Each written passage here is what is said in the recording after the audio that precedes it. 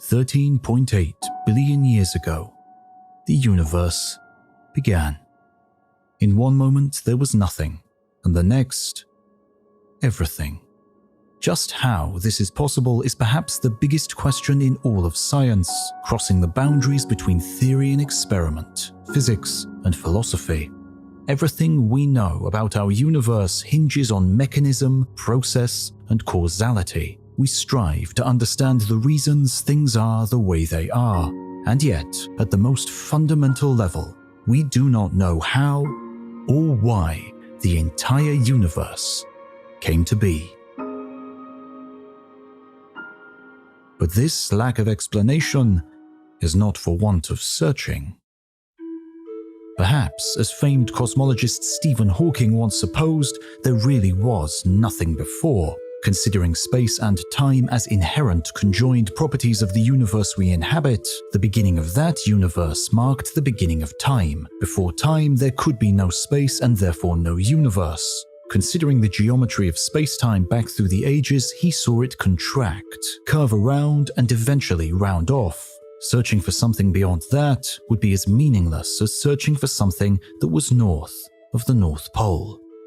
Or perhaps there was no actual beginning, but rather a limit to our powers of observation. Scientists believe that it was a split-second period of exponential expansion, known as inflation, that put the bang in the Big Bang, and which set the stage for everything that was to follow. Our inflation stopped after a tiny fraction of a second, but some physicists have argued that this is not the only period of inflation in the cosmos as a whole. Rather, inflation would continue elsewhere, eternally, producing bubble universes distributed through a potent, everlasting multiverse. Or perhaps our current universe is merely the latest in a long and potentially infinite series of expanding and contracting cosmos, a theory known as the Big Bounce. In this, instead of starting from nothing and inflating exponentially to produce the structure we see today, contemporary physicists like Paul Steinhardt suggest a cyclical growth and contraction of everything within the universe. Or perhaps our understanding of scale is fundamentally incomplete. Physicist Roger Penrose considered the properties of shapes regardless of their size and believes we can do the same with the cosmos. In this idea, the universe loses a sense of time and scale at the infinitely small and the infinitely big and becomes, to all intents and purposes, equivalent. The game of chess played the same whether on a board that fits in your pocket or spans an entire courtyard. Or perhaps our cosmos came about as a transient collision of dimensions. String theory attempts to explain the fundamentals of reality as tiny vibrating strings within an 11-dimensional reality of hyperspace. The 3 dimensions of space and 1 dimension of time that we experience within our cosmos are merely a single brain in the overall bulk, with the beginning and growth of our universe coming about as higher-order brains collide. Or perhaps there is something else. Some corner of mathematics or physics that we have yet to shine a light into and which, for the time being, eludes our understanding. For now, our universe's origin story remains a mystery, a multiple choice, choose your own adventure. Nevertheless, 13.8 billion years ago, the universe did begin. And this is the story of what happened next.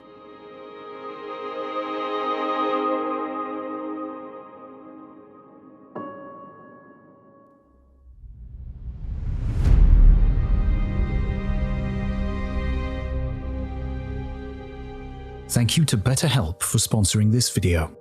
This is Proxima Centauri. Even if we traveled at more than 50,000 kilometers an hour, it would still take us more than 80,000 years to arrive there, and it is our closest star. It's estimated there are 100,000 million more distant stars in the Milky Way. And so sometimes it can be overwhelming to square our own lives with the vastness of everything else. And to work these things through, it's nice to have some help.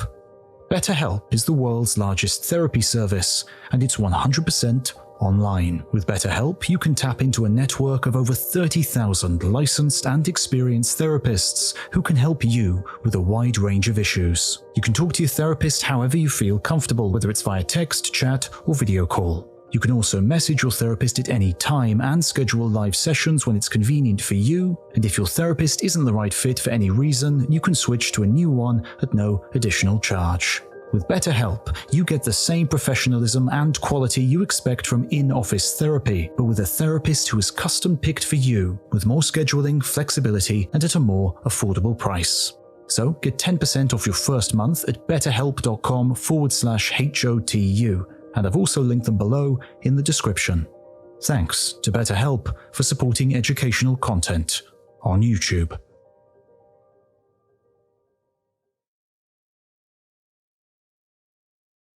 Where is the hottest place in the universe? You might expect to find it in the natural fusion reactor at the center of a star, but even as you incinerate in the plunge through its fiery depths, your journey would be in vain. Temperatures at the core reach a mere 15 million degrees Celsius.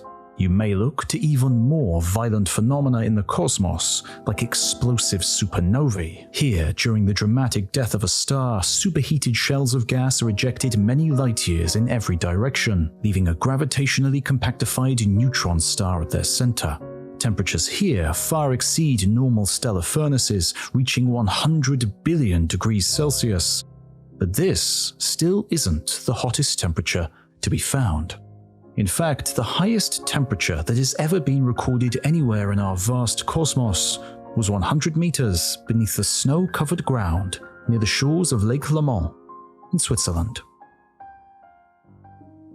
And it didn't come about from a natural process, but rather the concerted efforts of hundreds of scientists and billions of euros worth of research and development. In CERN's Large Hadron Collider, where individual particles are routinely smashed into one another at velocities approaching the speed of light, the collision of two lead atoms in 2012 briefly produced a temperature of around 5.5 trillion degrees Celsius, 50 times hotter than a supernova. But this still isn't even close to the highest possible temperature. Temperature is little more than a manifestation of a particle's energy, its motion, or how fast it's vibrating. Absolute zero, marking 0 Kelvin, is the lowermost limit, where particles hypothetically would come to a complete shuddering stop, were it possible to reach. But there is also an upper limit too, an absolute hot that marks the highest temperature before the particles themselves are torn apart by their own energy. It's known as the Planck temperature, and it is around 1.4 times 10 to the 32 Kelvin. Max Planck, who gave his name to this impossibly blistering temperature, was a German theoretical physicist who found his academic stride around the beginning of the 20th century. His ideas are seen as the founding blocks of quantum physics and led to the quantization of light into discrete chunks of energy called photons, but they also led him to consider the fundamental quanta of other natural phenomena. Using such universal qualities as the speed of light and the force of gravity in combination with his eponymous Planck constant, he defined the Planck length, the smallest quantum of distance, as around 1.6 times 10 to the minus 35 meters, about 100 quintillion times smaller than a proton. The time it takes for light to travel through this minuscule distance through a vacuum is the Planck time, amounting to 5.39 times 10 to the minus 44 seconds. And the Planck temperature, that practical measure of absolute heat, is the temperature at which the wavelength of thermal radiation reaches the Planck diameter. It can go no smaller.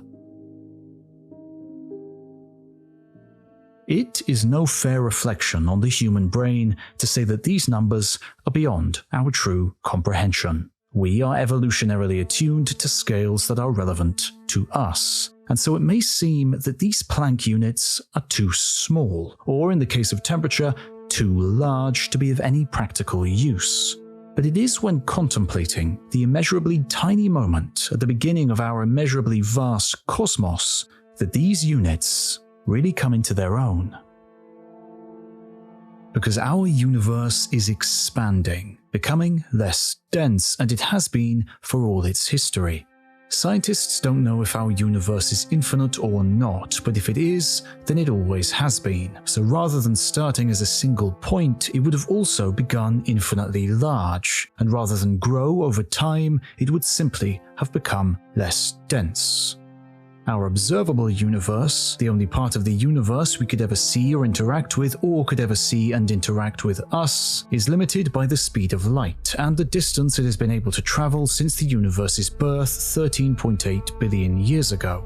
But as we travel back in time, the observable part of the universe shrinks and becomes more compact, until eventually we get to a time when everything within it was only a single Planck unit of time old, a single Planck length in diameter, and with all of our observable universe compacted into such a tiny space, the temperature of the whole cosmos sat squarely at Planck temperatures. It may come as little surprise to learn that this moment, 100 million trillion trillionths of a second after the beginning of time and space, is therefore known as the Planck era. And it is a very strange time. In the cosmos today, everything we experience is governed by certain immutable laws of nature, which are ultimately controlled by the interaction of four major forces: the strong force holding atoms together, the weak force governing certain types of radioactivity, the electromagnetic force distributing energy over great distances, and gravity. As Max Planck predicted at the end of the 19th century, the strong, weak, and electromagnetic forces can be quantized, represented and thought of as tiny individual parcels of interaction, similar to particles of matter. These so-called messenger particles are known respectively as gluons, W and Z bosons, and photons. But gravity is different. With his general theory of relativity, Albert Einstein was responsible for overthrowing the classical mechanical definition of gravity. Instead, he conceptualized it as the curvature of space-time, a warping in the very fabric of reality. Through various large-scale experiments, general relativity has been verified time and time again, and the gravity-induced curvature of space-time is now recognized as a property inherent to the universe which affects all matter and energy within it. Therefore, during the Planck era, long before any of the conventional laws of nature held sway, it was gravity that was the first to manifest. But there is a problem. Everything we know about the workings of gravity today is based on Einstein's successful theory, but that theory is only really tested and verified on larger scales. During the Planck era, however, our entire observable universe was condensed into an area many trillion times smaller than a proton, and so general relativity doesn't really help. Instead, the dynamics of the extremely tiny are governed by quantum mechanics, at scales small enough that we can consider the individual subatomic particles of matter, or the quantized messenger particles of force and energy. An entirely different set of rules hold sway, where nothing is ever where you expect it to be, and the very act of observing changes the outcome. Instead of dealing in absolutes, quantum physicists consider probabilities, and nothing ever stays the same for long. Fortunately for us, this lawless quantum world only reigns on nanoscopic scales, and by the time we reach magnitudes that we're more familiar with, the probabilistic weirdness averages out. But during the universally nanoscopic Planck era, there is no escaping the quantum. And herein lies the problem for understanding how things actually worked in that moment. General relativity and quantum mechanics are fundamentally incompatible with one another, so researchers are still searching for a solution, a so-called quantum gravity that is able to reconcile two of the most important theories in modern physics and properly describe how the Planck-era universe behaved. Unfortunately, it is a question that cannot reasonably be tackled by experimental means. Considering the vast energies needed to produce and study the other force messenger particles inside collider facilities, and the elevated plane that gravity occupies in defining all of space-time, it would take a particle accelerator, roughly the diameter of our entire solar system, to generate enough power to truly probe gravity during the extremes of the Planck era. But this doesn't stand in the way of theoretical speculation and extrapolation. One idea suggests that, like the other fundamental forces of nature, gravity also is communicated by a messenger particle, a quantum unit of gravity that has come to be known as a graviton. But gravity as a force is so much weaker than the others that its meager messenger would be practically impossible to detect. Another theory, known as loop quantum gravity, is very different. In this, physicists imagine the smooth and ever-changing geometry of space-time to be ultimately pixelated on the very smallest scales, and by rewriting Einstein's equations of general relativity in terms of lines or loops instead of points, the calculations for gravity on a quantum scale become much more manageable. And perhaps the leading possible quantum gravity solution continues to rumble away in the background of theoretical physics. String theory imagines the point-like particles of traditional physics as one-dimensional, vibrating strings, and it is the vibrational state of the strings that defines what a particle is, as well as the elusive force of gravity. And yet, in order to make the mathematics of string theory work, it becomes necessary to involve no fewer than 10 or 11 dimensions, many of which would be folded in on themselves or partitioned into 2 or 5-dimensional structures known as branes, the fundamental objects of an even more elusive overarching theory with the simple moniker M. And so, each of these hypotheses for how quantum gravity may actually work is more mind-bending than the last, rooted in the abstractions of mathematics and almost impossible to visualize. And yet, that is what we are trying to do when we cast our minds back to imagine the first fraction of a second of our universe during the Planck era. Ironically, it was in the 1950s, when the science of quantum mechanics was still in its infancy, that American theoretical physicist John Archibald Wheeler provided us with a tangible description of conditions in that turbulent and confusing time. He imagined the early universe to be composed of a bubbling and dynamic quantum foam. This quantum foam, as Wheeler described it, comes about because of the dynamical and unpredictable nature of interactions on the quantum scale. Heisenberg's uncertainty principle seriously compromises our ability to define length, time, or energy at any one point within the Planck-sized universe. And so the continuous and coherent space-time that we are familiar with today is replaced by an inherently unpredictable and varying foam-like texture that shifts and changes randomly. Quantum micro-black holes and wormholes spring spontaneously into existence and then disappear without a trace, without any apparent cause and effect. In this highly energetic, super-compact and miniaturized cosmos, for the briefest of moments, anything goes. But after only 100 million trillion trillionths of a second, the widespread unpredictability of the Planck era comes to an end, as the minuscule growth and cooling of the universe heralds a new epoch. The universe won't look or behave anything like it does today for a while. But from here on out, our current theories do at least stand a chance of describing just what is going on.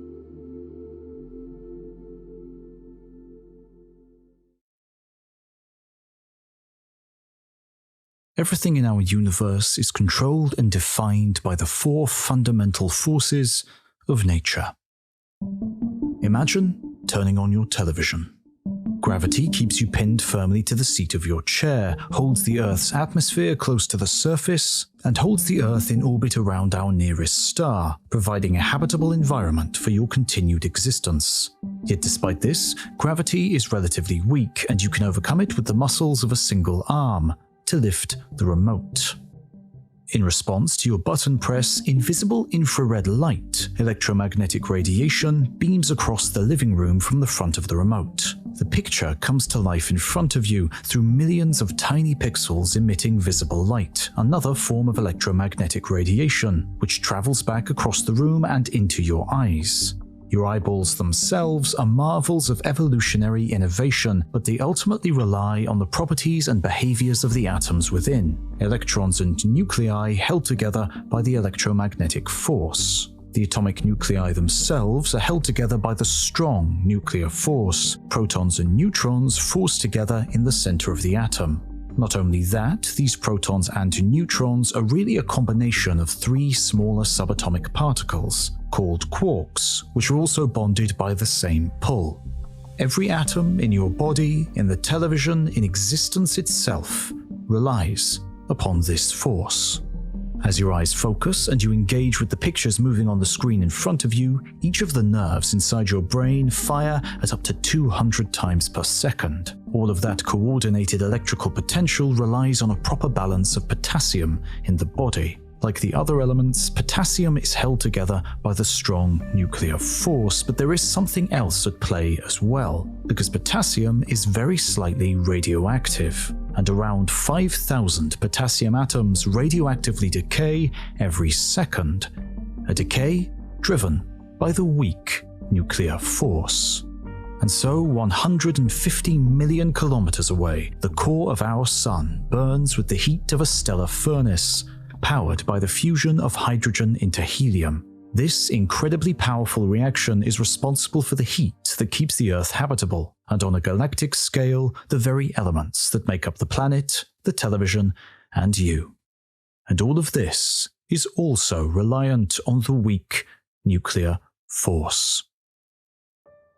Each of these four fundamental forces, gravity, electromagnetism, and the strong and weak nuclear forces, act together to shape our experience of the universe. And so it has been for the majority of our cosmos's multi-billion-year history. But in the very first moments of time, conditions conspired to craft a very different set of rules. During the Grand Unification epoch, which followed the Planck era, there were only two forces. But how could this be the case? The key to visualizing this lies in a coin toss. Flip a coin to decide between two equally weighted choices. Heads for one team, tails for the other. The decision is only reached when the coin settles after the flip, when the energy provided by the flexing of thumb and forefinger is completely spent, and the disc comes to rest. Before that point, when the coin is still imbued with energy and it is spinning through the air or across the table, it is nigh on impossible to even distinguish the two faces, the two choices available to you. There is just a single spinning orb, with characteristics all of its own. And this is what we encounter when we examine the behaviors of the fundamental forces at higher energies, the energies that were present in the nascent universe. Increase the temperature dramatically, and the individual properties of the weak nuclear force and the electromagnetic force begin to weaken and blur into one another. We no longer see the distinct heads of electromagnetism and the tails of the weak force, but rather the spinning, faceless force of the two united, the so-called electro-weak force. Increase that energy even further, and the spinning coin concept again applies to the strong force and the electro-weak. With high enough temperatures, these two blur into a single unified whole, in a process known as Grand Unification. This ultimate unification of three of the major fundamental forces gives rise to what is known as the electro-strong force, though this tidy spinning coin theory of grand unification has yet to be definitively proven experimentally. Even though the energetic collisions inside particle accelerators can point us towards the joining of electromagnetism and the weak force, it would take energies some million times greater for the strong force to lose its identity in the same way. As for whether gravity, the fourth fundamental force, is ever accepted into the unified fold, that is a question for the mysterious and unpredictable Planck era, and yet another problem for contending theories of quantum gravity. Still, the grand unification theory, as it is known, is a strong contender for explaining the workings of the universe just after the Planck era. For a period of time, some 10 million times longer than the entire Planck era, the universe expanded and cooled, But it is testament to just how dense everything started out that even by the end of this time, the entire observable cosmos was still smaller than a single quark. With the latent energy of that cosmos compressed into such a tiny space, the temperature reached 100,000 trillion Kelvin, some trillion times higher than the Large Hadron Collider has ever managed. These were the conditions for the Grand Unification epoch, ruled by the chimeric electrostrong force and the bizarre interactions that it brought about.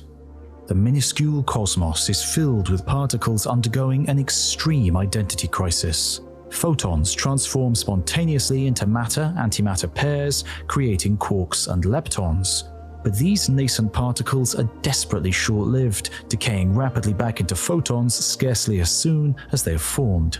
Electrostrong messenger bosons only serve to complicate the picture, helping quarks to transform into leptons, leptons into quarks, matter into antimatter, and vice versa.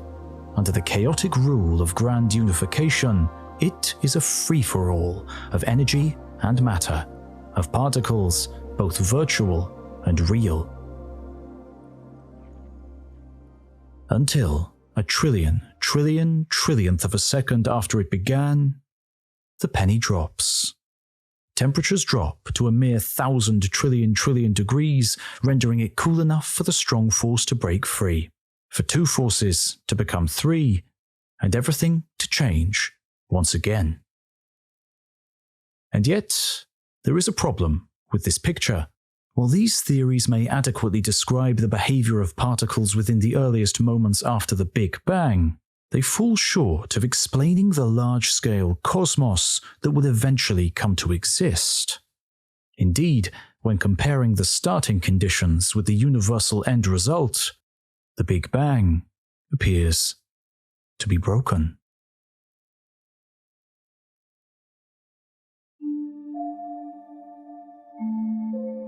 By July 2022, the iconic James Webb Space Telescope was well established in orbit around the Sun, 1.5 million kilometers out in space.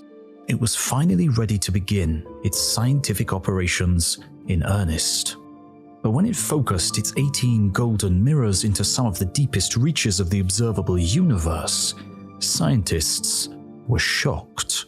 After seeing the images returned from the revolutionary telescope, American astrophysicist Alison Kirkpatrick wrote in the scientific journal Nature that she found herself lying awake at 3 a.m, wondering if everything she had ever done was wrong. And within a month, these images and Kirkpatrick's comments had grown a life of their own. The fixed speed of light means that the deeper we peer into space, the further back in time we are looking, and at distances corresponding to just 200 million years after the beginning of everything, the James Webb Space Telescope had seen galaxies. Not only that, but these galaxies were ordered with much more structure than anyone had thought possible. Theories of star and galaxy formation had no way to explain it, and it was this that Kirkpatrick had been so concerned about. Unfortunately, soon her concerns had been extrapolated to cast doubt on the Big Bang itself, with some media outlets claiming that the Next Generation telescope had disproved the landmark theory with its very first images.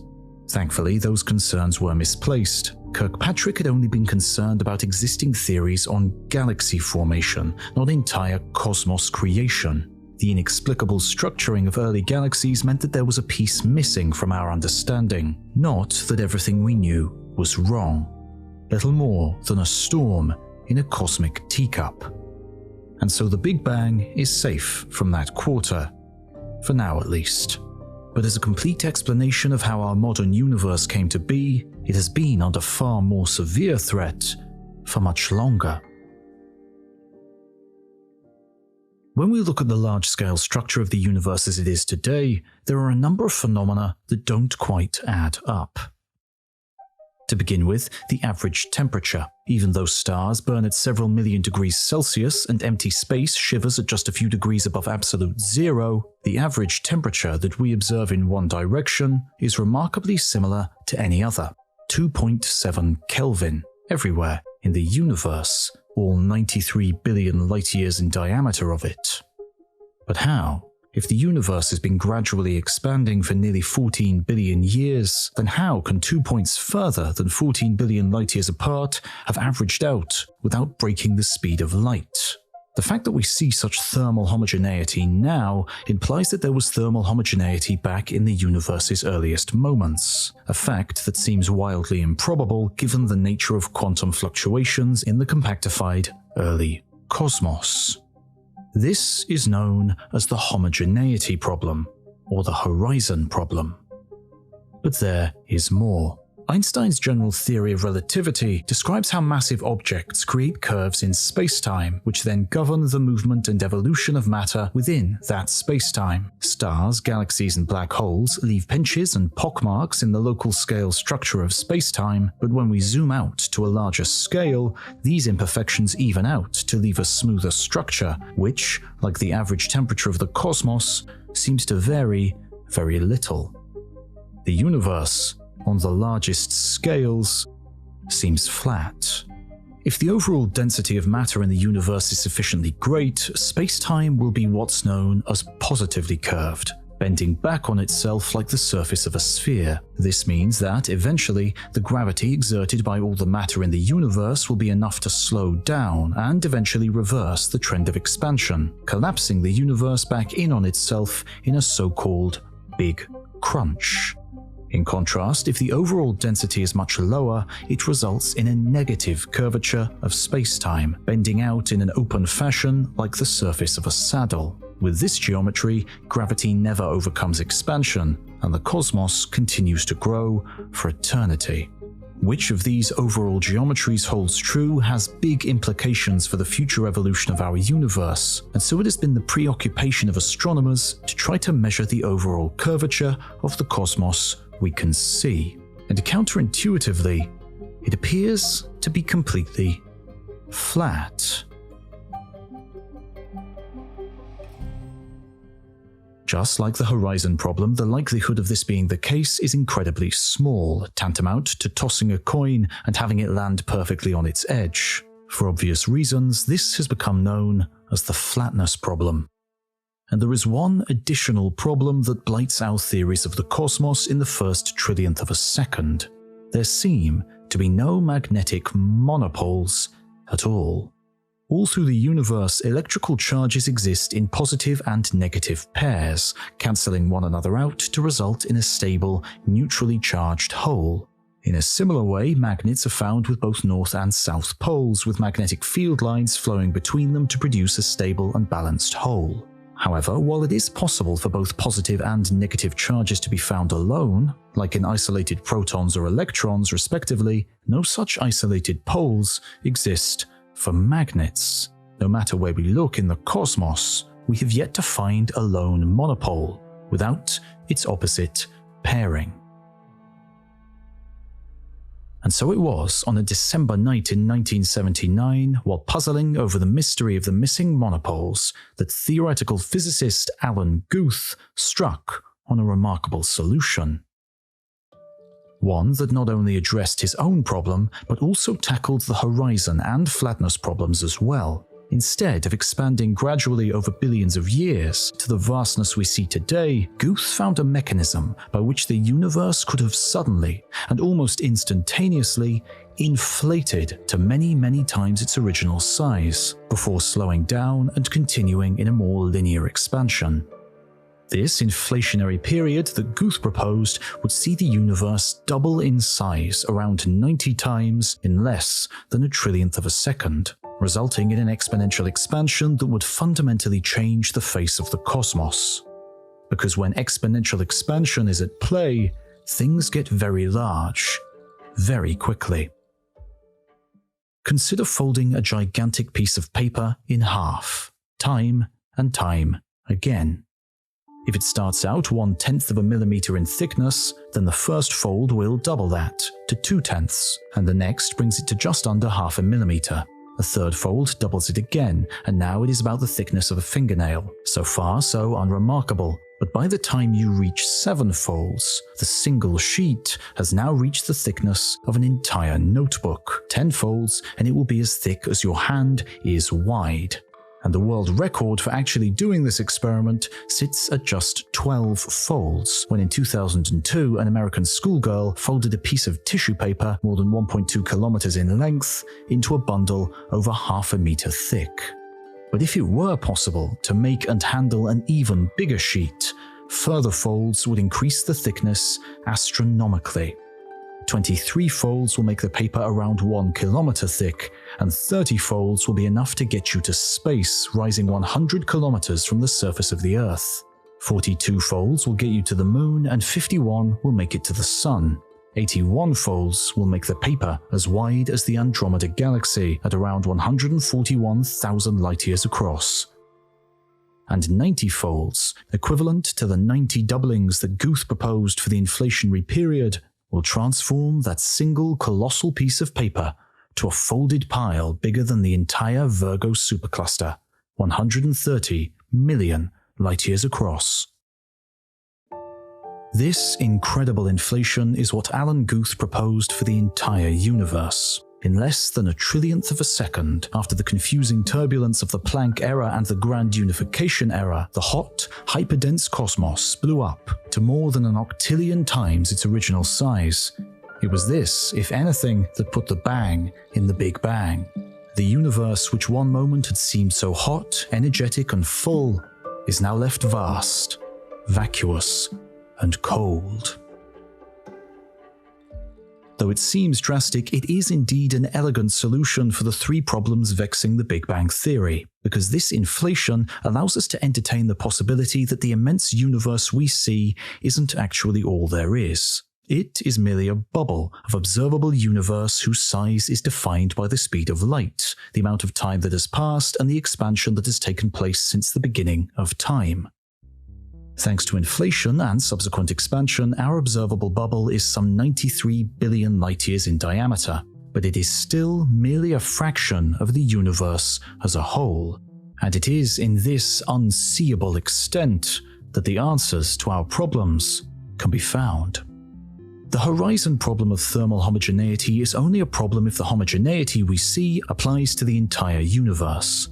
But inflation allows the compact early universe to contain extreme thermal variations, which are then flung far apart from one another during exponential expansion.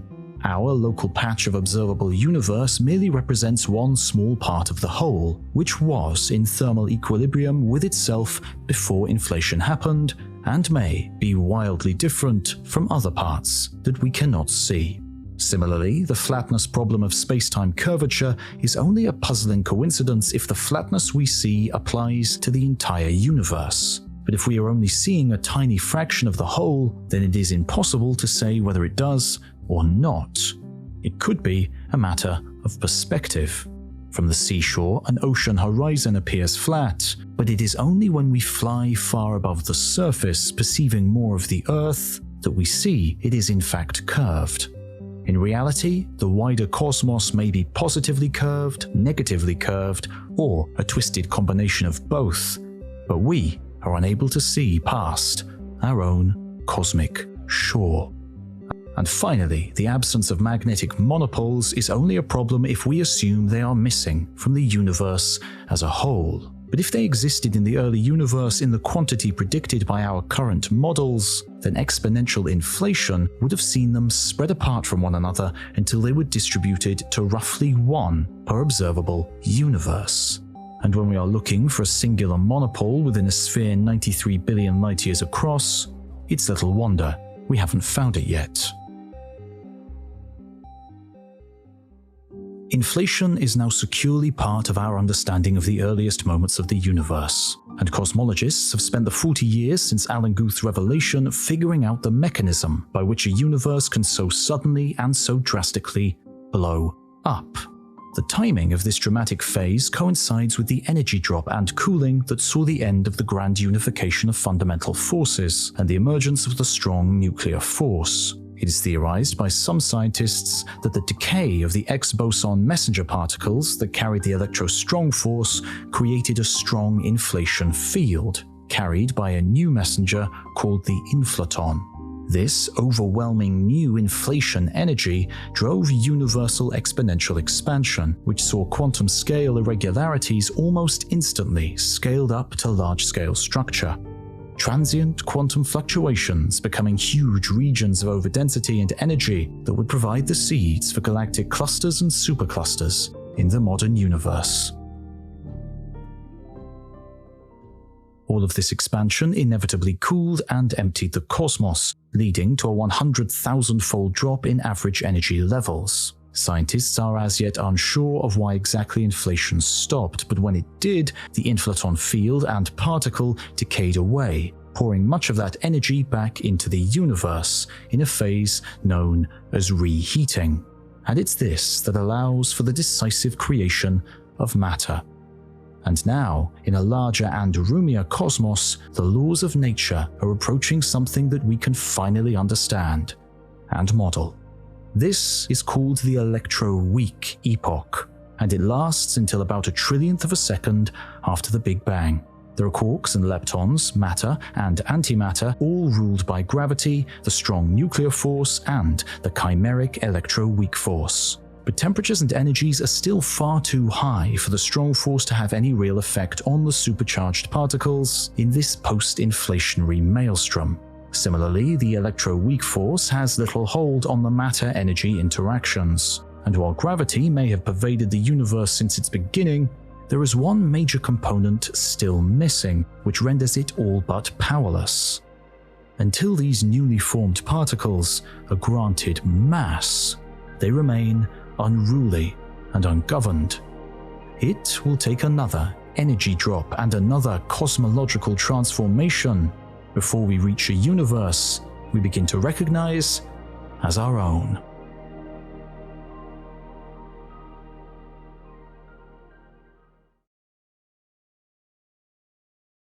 Symmetry is everywhere. Anywhere we look in nature, we find balance, regularity, and geometric harmony, be it in our own bodies or the bodies of all animals, great and small. We are bilaterally symmetric, mirrored down the center, and perceive the greatest beauty in those whose symmetry is the most perfect. Many creatures share our bilateral symmetry too, from the greatest whale to the lowliest worm. And if not mirrored twofold, other animals like starfish and sea urchins favor 5 spokes of radial symmetry.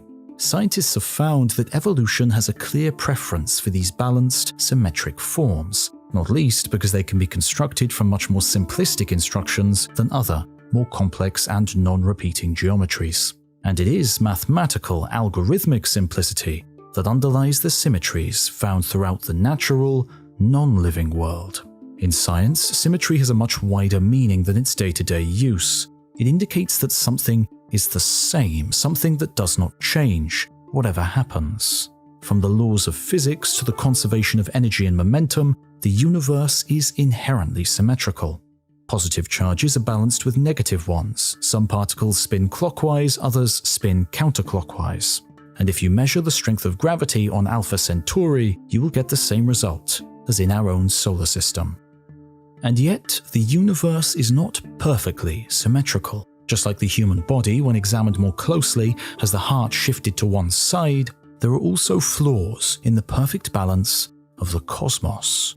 There are some particles that never spin clockwise, and others that never spin counterclockwise. There is an imbalance in the amount of matter and antimatter. There are things that electric fields can do that magnetic fields cannot, despite the two being notionally equivalent. And many of these imbalances are key to the functioning of reality. But it did not start this way. Indeed, for the first trillionth of a second or so, cosmologists believed that everything was perfectly symmetric. There was balance. But that all changed with the final separation of the forces and the emergence of something that would come to influence much of existence: mass. Just as dropping temperatures herald phase changes in water, from vapor to liquid to solid ice, fundamentally changing its properties at each transition and reducing its symmetry, so the dropping temperatures in the young cosmos brought about phase changes in the energy and matter that filled it, As the four fundamental forces finally fully split and crystallized as separate entities, a new era dawned. The quark era, defined for the first time by the interactions of matter. The biggest single object yet discovered in our universe is probably the hypergiant star UY Scuti. With a diameter some 1,700 times larger than our Sun, if it sat at the center of our solar system, its outer edge would sit just beyond the orbit of Jupiter. And yet it, like all stars, is composed almost entirely of some of the smallest things to be found in the universe, individual atoms of the lightweight elements hydrogen and helium. Hydrogen is the smallest of the atoms, which themselves were once considered the smallest thing possible. Their very name derives from the Greek word for unsplittable, but we now know, thanks to revolutions in atomic theory throughout the early 20th century, that atoms are eminently splittable, a fact which has given rise to some of the most devastating weapons in human history. Hydrogen and helium, for all their simplicity, are composite particles of protons, neutrons, and electrons, which can be isolated and manipulated with relative ease. But even these are not the smallest fundamental particles there are. Protons and neutrons are themselves composites of even smaller units called quarks, whose various properties, alongside those of electrons, ultimately govern the characteristics and behavior of everything, including UY Scuti. The search for the fundamental particles of matter has been a guiding quest for physicists for some 200 years. Experiments to crack open smaller and smaller particles to reveal what lies inside require vast amounts of energy, which can only be obtained by accelerating those particles to blinding speeds and then smashing them into one another in particle colliders. Examining the wreckage of such collisions, we can piece together a full picture of the building blocks of our universe. This picture, which has come to be known as the Standard Model of Particle Physics, is theoretically all we need to explain why everything looks the way it does in the cosmos today. Normal matter, as we have seen, is composed of protons and neutrons, which are collectively known as hadrons. But they are themselves composed of a combination of quarks, each with distinct characteristics such as mass, charge, spin, as well as another property called color, an arbitrary name which has no relation to color but helps to explain how they bind together in groups. A positively charged proton is made from 2 up quarks and 1 down quark, while an uncharged neutron is 2 downs and an up. But there are other flavors of quark out there with esoteric names like strange, charm, top, and bottom, which combine to form more exotic composite hadron particles, which are scarcely ever seen outside of physics experiments. And so, despite smashing hadrons together in these experiments with ever-increasing force, physicists have found no hint that quarks are made of anything smaller. They truly seem to be the bottom of the rabbit hole. Meanwhile, the electrons that orbit atomic nuclei appear similarly indivisible. They are a kind of particle known as a lepton, and while all normal matter makes do with the negatively charged electron, there are exotic varieties to be found inside our colliders. Muons, tau leptons, and several varieties of neutrino can all be found in the wreckage of particle collision. And so our standard model consists of 12 fundamental, unsplittable particles of matter, 6 types of quark, and 6 types of lepton, in addition to antimatter counterparts of each of these and the messenger particles of the fundamental forces, photons for the electromagnetic force, gluons for the strong nuclear force, and W and Z bosons for the weak nuclear force. If a virtual particle exists to communicate gravity through spacetime, then it still evades detection. So for now, only 4 gauge bosons join the particles of matter to describe everything within the universe today. At least, almost everything. There is one crucial missing piece to our model so far, and that is mass. Every element in the universe, from hydrogen to plutonium, has its own characteristic mass, corresponding mainly to the number of protons and neutrons within its nucleus. So it follows that the majority of an atom's mass comes from those protons and neutrons. But when we peer down smaller and smaller to find the ultimate source of that mass, that is not what we see. For it turns out that a proton weighs in at considerably more than the sum of its parts. The fundamental particles at the heart of a proton are the 3 quarks, but the masses of these amount to just 9% of the proton's overall mass. The rest comes from energy stored up inside that nucleus, from the intrinsic relationship between energy and mass that Einstein identified with his famed E=mc² equation, and from the bizarre quantum interactions of gluons, the mediators of the strong nuclear force.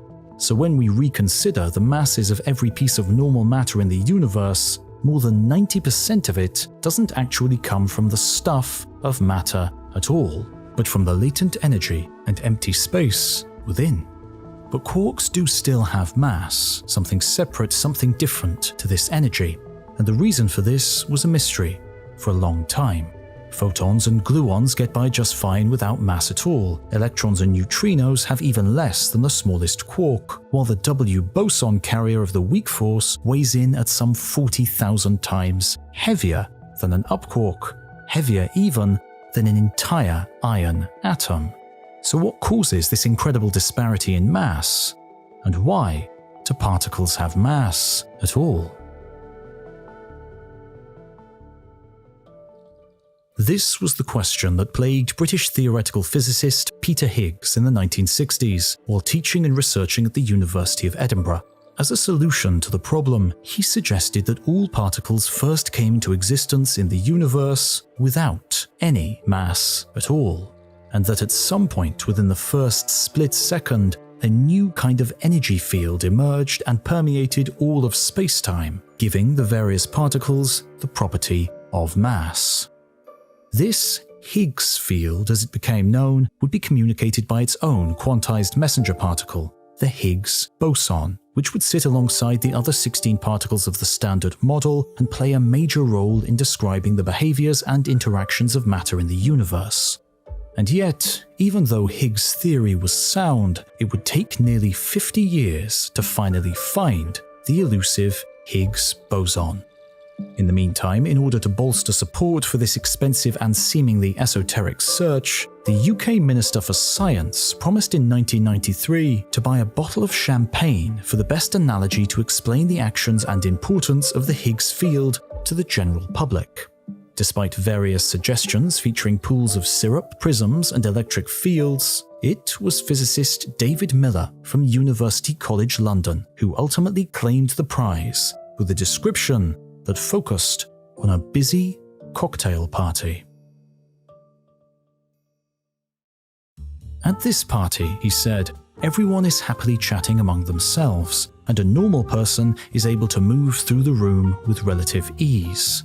But when a more popular figure enters the room, they attract attention from the partygoers. Everyone wants to talk to them, and their progress through the room is slowed. In this way, the room full of partygoers represents the Higgs field, and the popular figure is a particle that has been imbued with mass. For those too far away to see the influential person, a rumor passes around the room as people come together to discuss their arrival. This physical rippling through the crowd can be thought of as the messenger Higgs boson.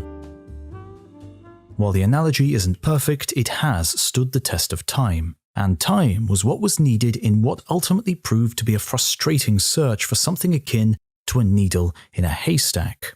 Two of the most powerful particle accelerators, the Tevatron at Fermilab in America and the Large Hadron Collider at CERN in Europe, smashed particles and searched wreckage for years.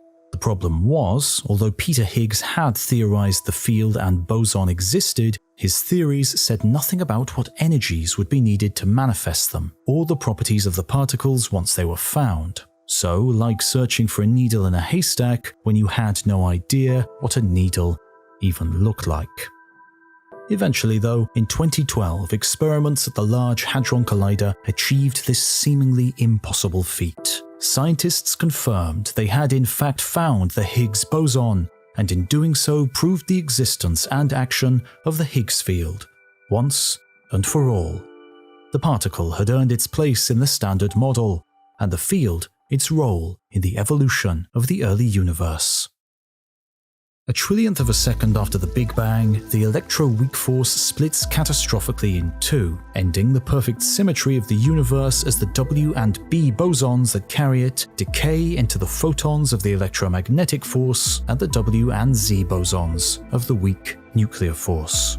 But this is only the beginning of the symmetry breaking. The emergence of the Higgs field around this time imbues the real and virtual particles that were created spontaneously during inflation and electroweak splitting with mass. The W and Z bosons become heavyweights, the quarks and leptons get their masses according to their flavor and type, while the photon and gluon continue as massless and unbounded by the Higgs as they did before.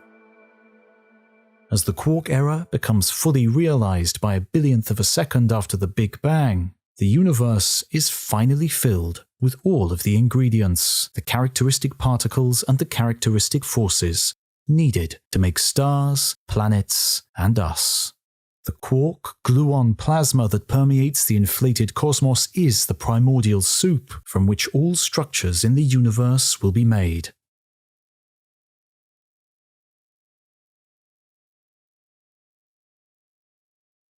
Our universe is full of incredible variety and diversity. There are stars that burn hot and fast, exploding catastrophically after scarcely a million years, and others that sizzle away slowly, unchanging for trillions of years. There are multitudes of planets, giant gas worlds, scorched and barren rocky worlds, and occasionally green, watery, life-ready worlds. And on those worlds that do host life, like Earth, there is every kind of life form you can imagine, from tiny bacteria who breathe sulfur or methane to self-aware and cognizant apes that build structures and telescopes. In the potentially infinite extent of the cosmos, there is almost infinite scope for variety. But there are also certain facets of reality that are immutable and constant, regardless of where you are in the cosmos or how you observe them. These so-called constants of nature have been revealed one by one as scientists expand our understanding of how the universe behaves. Time and time again, we stumble across seemingly magical numbers, unrelated to any other physical law or phenomenon. Like the speed of light through a vacuum, often considered the absolute speed limit for anything traveling through the universe. It is 2.99792 times 10 to the 8 meters per second. Or the universal constant of gravitation, which describes how strongly two objects will be attracted to one another due to gravity. It is 6.67384 times 10 to the minus 11 meters per second squared per kilogram. And the list goes on. There are precise and definable constraints relating the energy of particles to their temperature, for the strength of magnetic fields produced by electric currents, and for the strength of an electric field that forms in response to electric charges. Less obviously, but still importantly, the masses of the fundamental particles are also set at constant, but seemingly arbitrary amounts, a fact that even the Higgs mechanism is unable to account for. And so why should these natural relationships have these precise values?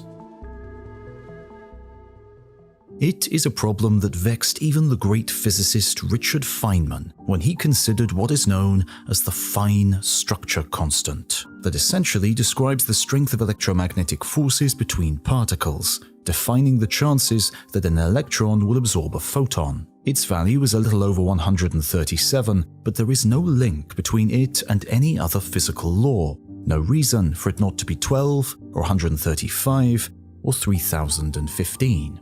The fact that it is 137 rather than any other number is crucially important for the overall state of the universe. If it were much larger or smaller, then it would seriously affect the stability of protons throughout the cosmos, meaning that matter would have a hard time staying together, and the same goes for most of the other natural constants.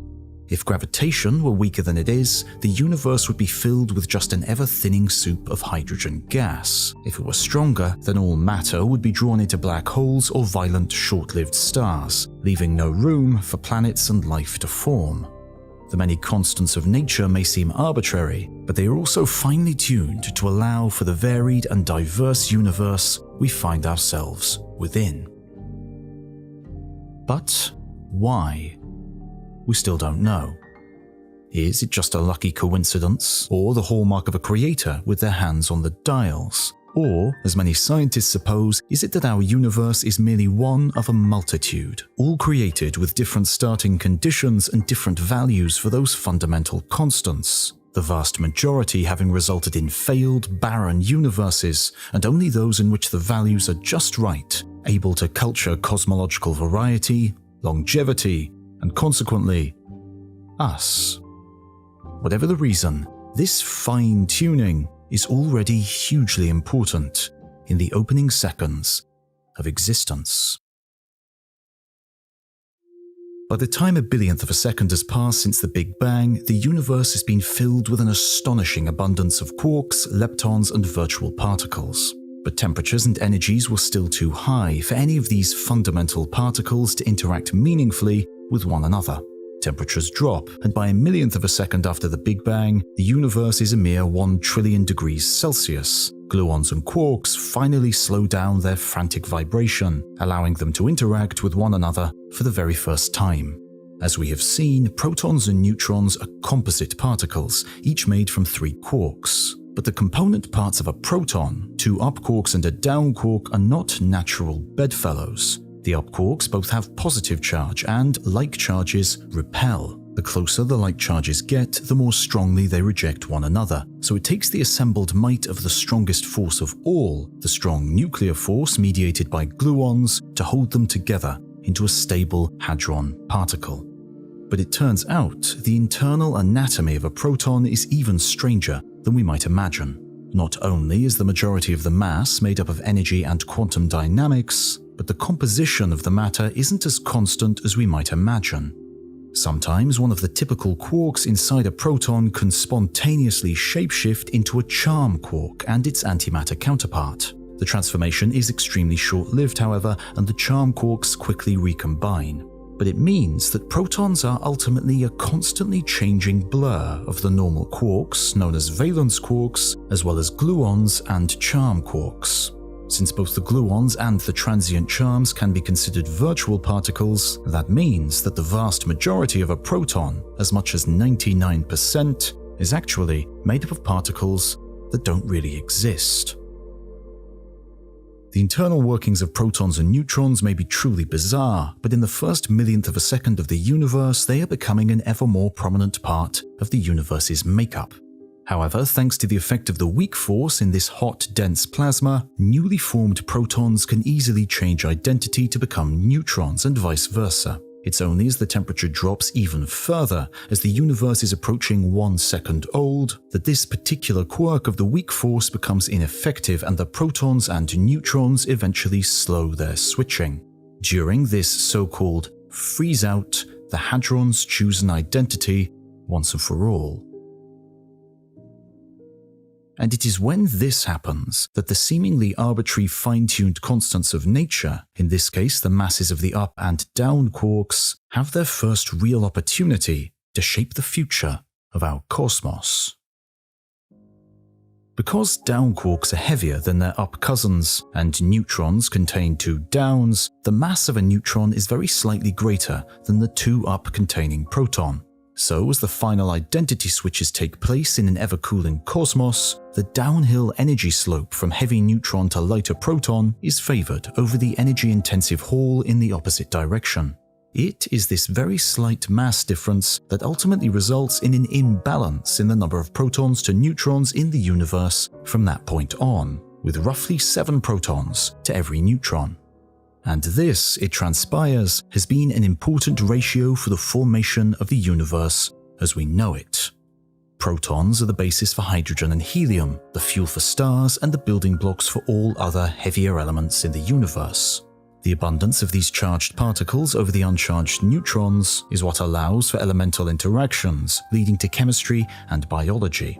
If things had started out differently, if the downquark had been allocated a slightly lower mass during the fine-tuning of our reality, then the universe we see today would be very different. If neutrons weighed less than protons, then it would have been those that were favored during freeze-out. With more uncharged neutrons than protons, there is a limit to what chemistry could reasonably be accomplished. Hydrogen, consisting of only a proton with no neutrons in attendance, wouldn't be stable for long periods of time. Some of the heavier protons could have been saved by binding to neutrons before decaying away, creating atoms of helium. But helium is often considered the most inert of all the elements. It is inherently stable but unwilling to react. Between this and the overabundance of generally unreactive neutrons, it would be hard to imagine how nuclear fusion could work. We would be left with a cold, dark universe, with no stars, no galaxies, no planets, and certainly no us.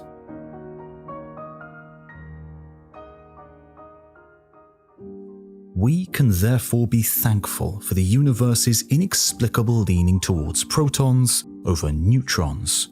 But this isn't the only imbalance that becomes baked into the cosmos around this point in its evolution. There is also a mysterious but fortuitous lack of antimatter.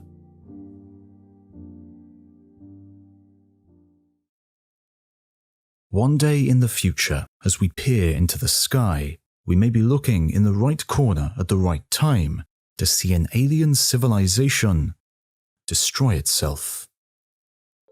Scarcely more dramatic than the subtle brightening of one of the faintest stars in the black, but representing an energetic explosion from a weapon powerful enough to level an entire world. History tells us that disagreement and discord is a common theme among Earth civilizations, and there's no reason to believe this wouldn't be the case elsewhere in the galaxy. And so, on a warring alien world as on Earth, efforts to prevail over the enemy lead to an arms race. From sharpened points to explosive projectiles, nanomachinery to atomic bombs, the struggle for the most destructive weaponry goes on. But these advanced extraterrestrials are still not satisfied, and soon turn their attention to an even more powerful source of latent energy. With greater technological prowess than humanity, they have learned to produce and isolate particles of antimatter, holding them in a vacuum, suspended by electromagnetic forces until it is time for them to be deployed. But they do not need vast quantities of fuel or any sort of trigger. For the moment that antimatter comes into contact with the normal matter that prevails on their homeworld, the particles will annihilate together, destroying themselves and releasing vast amounts of energy.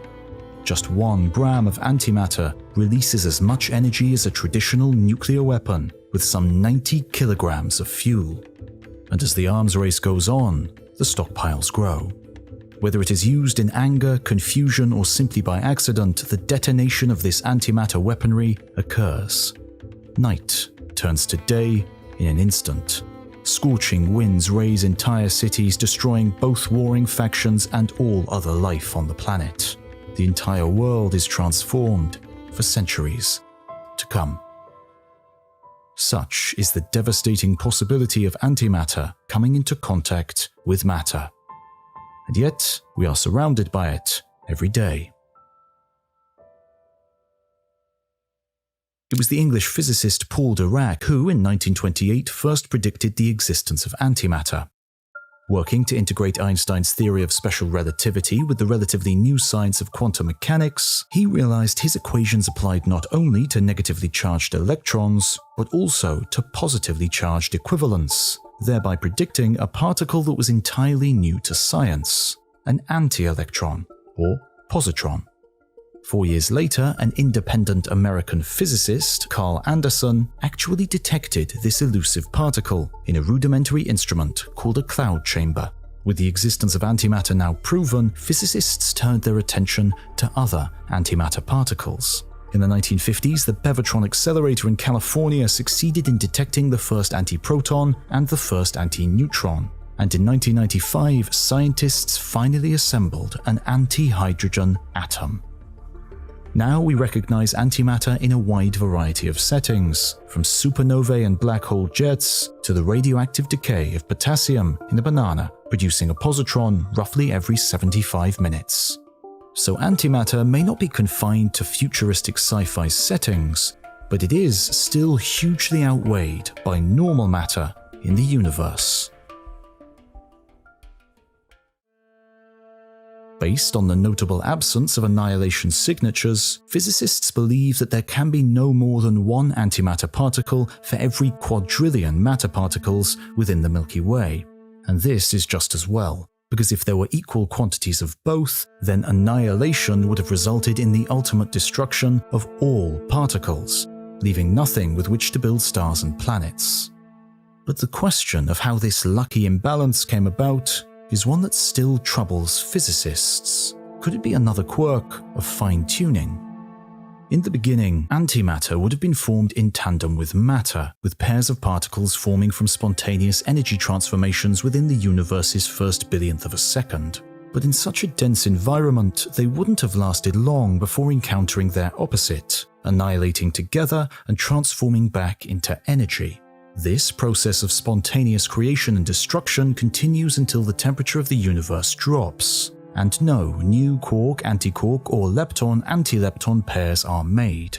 But gluons are not discerning on what kinds of matter they assemble, and as protons and neutrons are being made for the first time, they are accompanied by an equal number of antiprotons and antineutrons.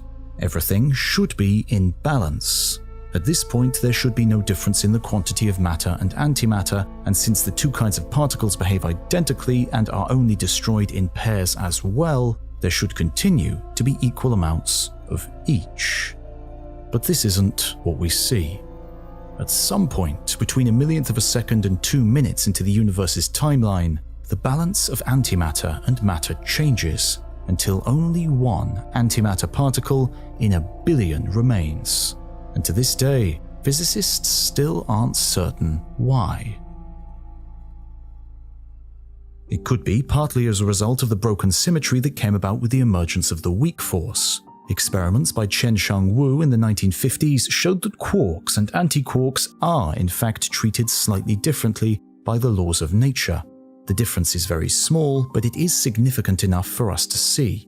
Even so, scientists don't think it is enough to explain the overwhelming triumph of matter over antimatter in the early universe. Instead, they entertain the possibility that another, as yet undetected and potentially extinct particle has a role to play. The idea comes from another kind of asymmetry that has been found within the Standard Model. Every particle and antiparticle we have found exists in both right-handed and left-handed forms, representing a kind of symmetry in handedness that physicists call parity. But there is an exception where parity symmetry appears to be broken. Experimental physicists have only been able to find left-handed neutrinos, whereas all the antineutrinos are right-handed. And so where are the right-handed neutrinos and left-handed antineutrinos? Scientists speculate that they may have existed early on, within the universe's first millionth of a second, but were unstable and decayed away. If they decayed preferentially into matter rather than antimatter, then this could have laid the foundation for matter's ultimate triumph. The theory is a tantalizing one, but unfortunately, there is not much that can be done to prove it until we know more about these mysterious missing neutrinos. And it won't be until the universe is 1 second old that neutrinos will have anything to tell us at all.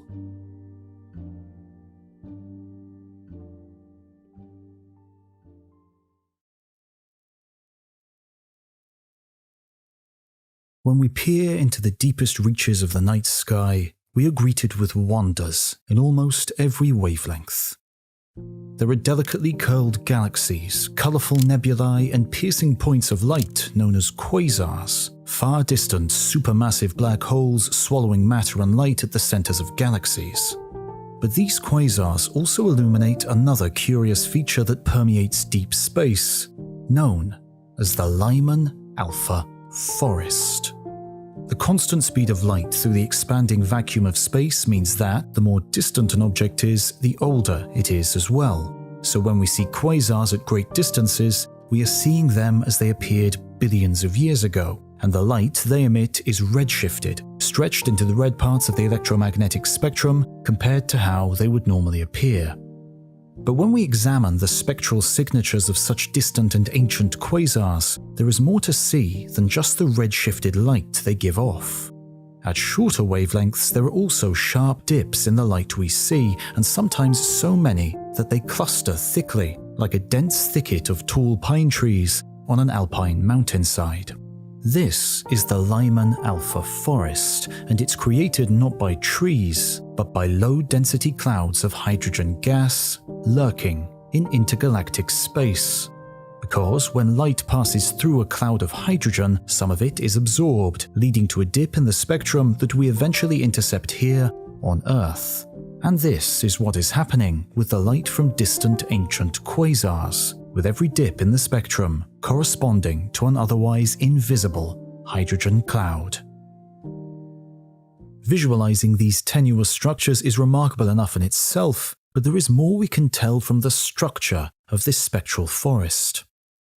Astronomers have noticed that the absorption dips cluster most thickly at high redshifts, which correspond to great age, giving us an insight into the chemistry and composition of the earliest universe. Compared to today, early space was full of these low-density hydrogen clouds, such that it became impossible for the quasar's light to avoid them, and it was that hydrogen that became the nursery for stars and galaxies, and was itself seeded in the first moments of the universe's existence.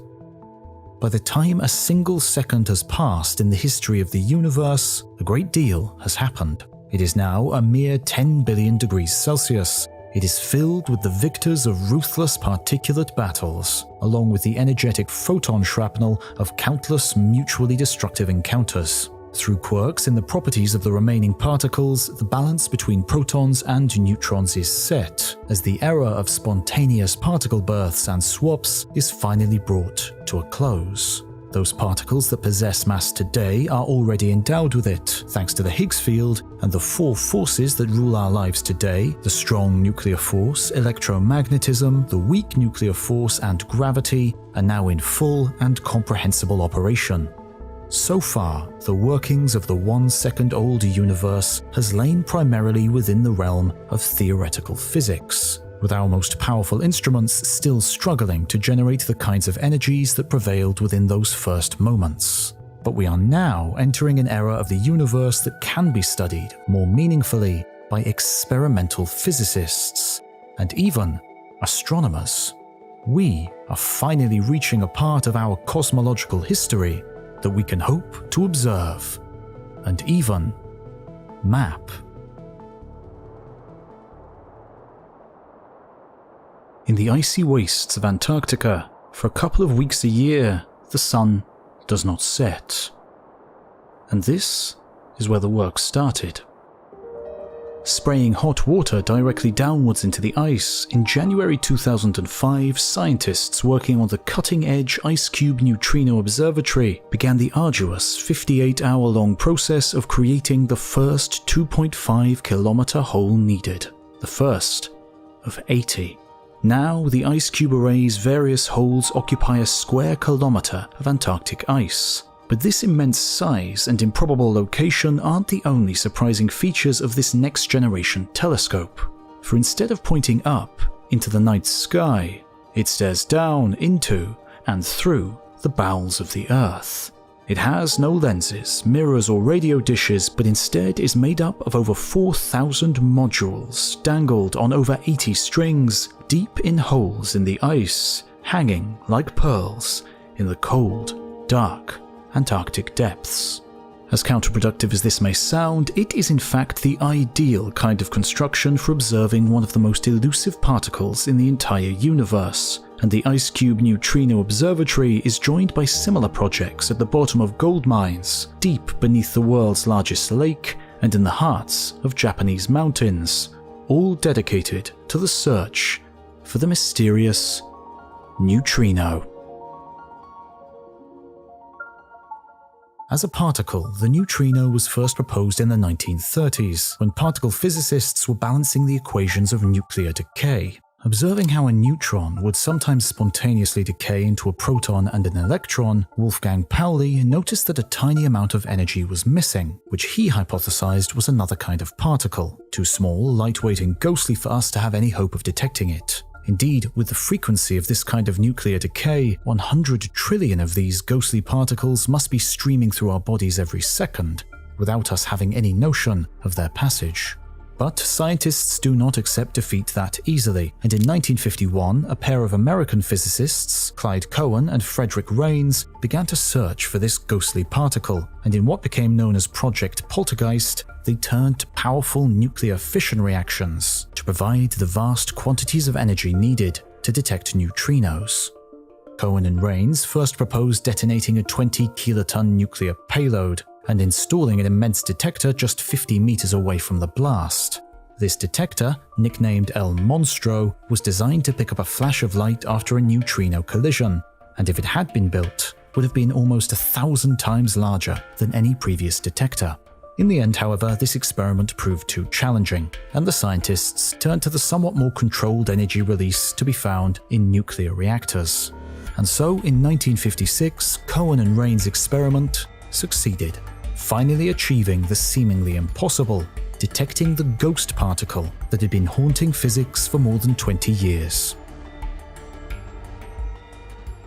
These days, the detection and study of neutrinos has advanced greatly, and scientists are now able to produce and study them in powerful particle accelerators, although there is still a place for monstrous detectors like the one in Lake Baikal. For neutrinos can be used to answer not only questions about our universe today, but also its very first moments. Neutrinos are produced in such quantity by such a variety of electromagnetic sources that scientists are trying to use them to study some of the most extreme events in the modern universe. 168,000 years ago, a star within the Large Magellanic Cloud went supernova.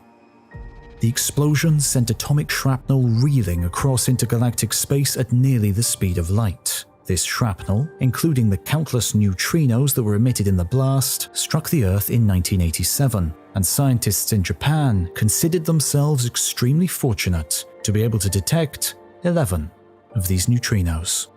As insubstantial as this may seem, the fact that astronomers could see the supernova through this neutrino lens helped to usher in a new era of multi-messenger astronomy.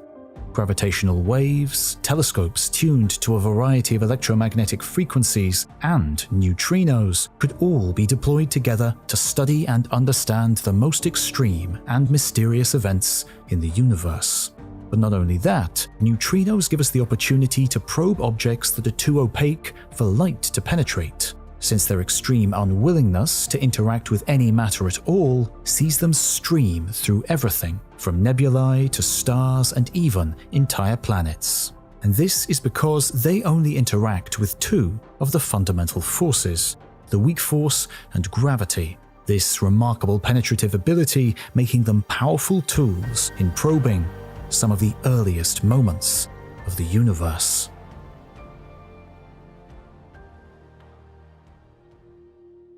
After the decisive formation of matter around 1 second after the Big Bang, the sheer density of hot energetic particles and photons rendered the early universe completely opaque for hundreds of thousands of years. Our telescopes, which rely on the passage of photons through empty space, cannot probe this opaque plasma. And so, to see further back in time, scientists need a different approach. And that's where the neutrino comes in. Less than a second after the Big Bang, neutrinos and antineutrinos were just another part of the hot cosmic soup. They collided and scattered, interacting with other matter, because everything in the still dense universe was so energetic. But around the 1 second mark, temperatures in the universe dropped to 10 billion degrees Celsius, and the particles correspondingly slowed. Eventually, they were moving slowly enough for neutrinos to escape and find a way through the snarl of other particles. They no longer collided with matter or light, and could therefore break free to leave an imprint of their passage on the universe. And so, if we could find that imprint known to scientists as the cosmic neutrino background, it would represent an image of the universe at just 1 second old, extending our astronomical reach back in time by some 380,000 years. But if these relic neutrinos from the first second of the universe are out there, they are even more elusive than their high-energy counterparts. Compared to the 100 billion high-energy neutrinos per cubic centimeter of space, there are thought to be just 300 from that earliest time. To detect them directly, we would need to build our instruments with some billion times the current precision, or somehow detect the effect they had on the cosmos when they broke free. For as the first things to stream through the otherwise opaque cosmos, these tiny particles are expected to have left miniature sonic booms in their wake, fundamentally altering the distribution of matter and energy. Some parts of space would have become slightly hotter and some parts slightly cooler thanks to this disruption, and in the intervening 13.8 billion years, space has expanded, magnifying these patches into larger scale structure in the universe. If we could decode some of that large-scale structure written into the distribution of galaxies today, then we may just be able to tune into the echoes of a universe 1 second old. And this is not the only modern mystery that could have its origins in the 1 second old cosmos.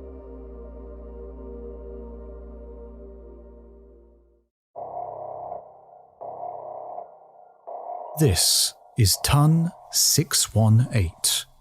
At some 18.2 billion light-years away from us, it burns some 140 trillion times brighter than the Sun, making it one of the brightest objects in the known universe. Thought to be nearly 11 billion years old, despite its incredible luminosity, it is actually one of the cosmos's biggest black holes. Understood to be a hypermassive black hole at the center of a galaxy whose trillions of stars it far outshines, TUN 618 has a mass that is some 66 billion times that of our Sun and is more than 15,000 times more massive than Sagittarius A star, the black hole at the center of the Milky Way. In fact, this single black hole is heavier than all the stars in the Milky Way put together. Matter is falling into it at speeds of more than 10,000 kilometers per second, causing intense heating so that the doomed material in its accretion disk glows brightly, despite the light-swallowing dark heart at its center. TUN 618 may be the largest we have found, but it is by no means the only such titan lurking at the hearts of galaxies. Supermassive black holes, with masses more than 100,000 times that of our Sun, are a common feature of large galaxies, and are thought to be a major influence on how those galaxies have formed and evolved over billions of years. These hot, massive hearts themselves are thought to grow by swallowing stellar matter from their galactic entourage. But there is something about the timing of these supermassives that doesn't quite add up. When astronomers survey the sky, they find these gigantic black holes dating to just a few million years after the Big Bang, despite the fact our models do not allow for the birth and death of enough stars to feed such early giants.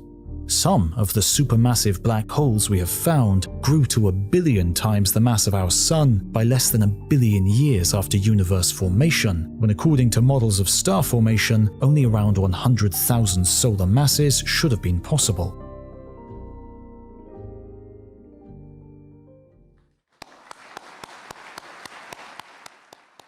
A potential solution to this conundrum may be found in a theory that was developed many years before we were even aware of the oversized early supermassives.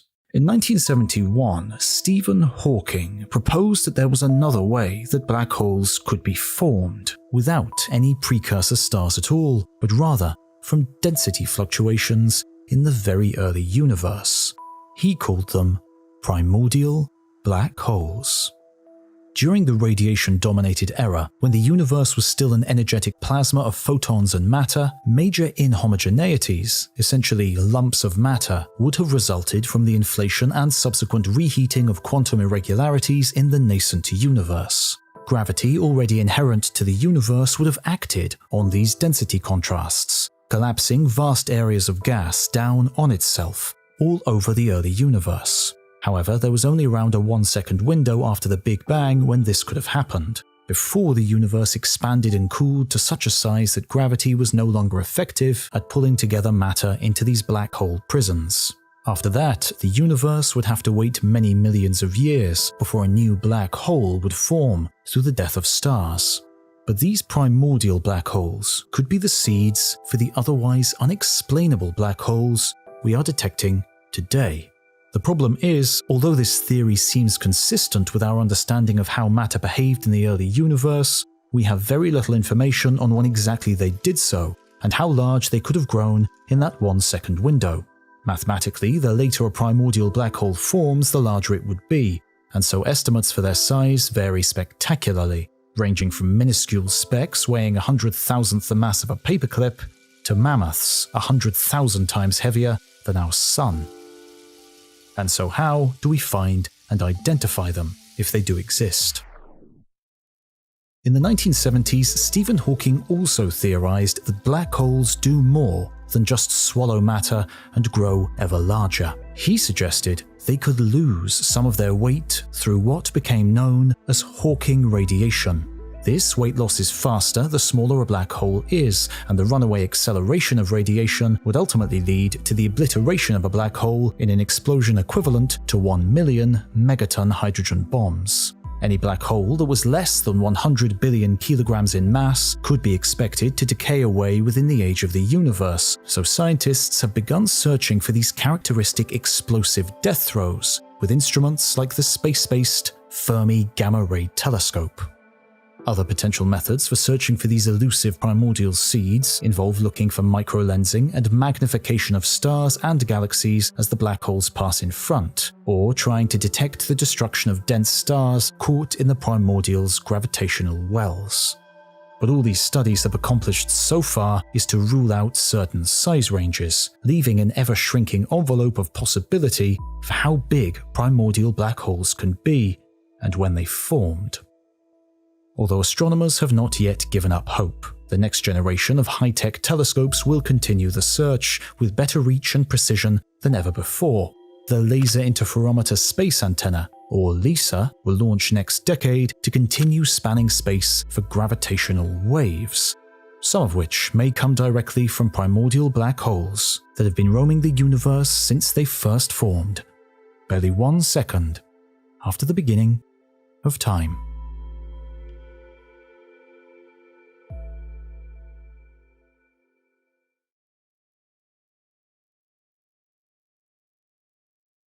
On the 5th of December 2022, in the bowels of the National Ignition Facility at Lawrence Livermore National Laboratory in California, humanity achieved something remarkable.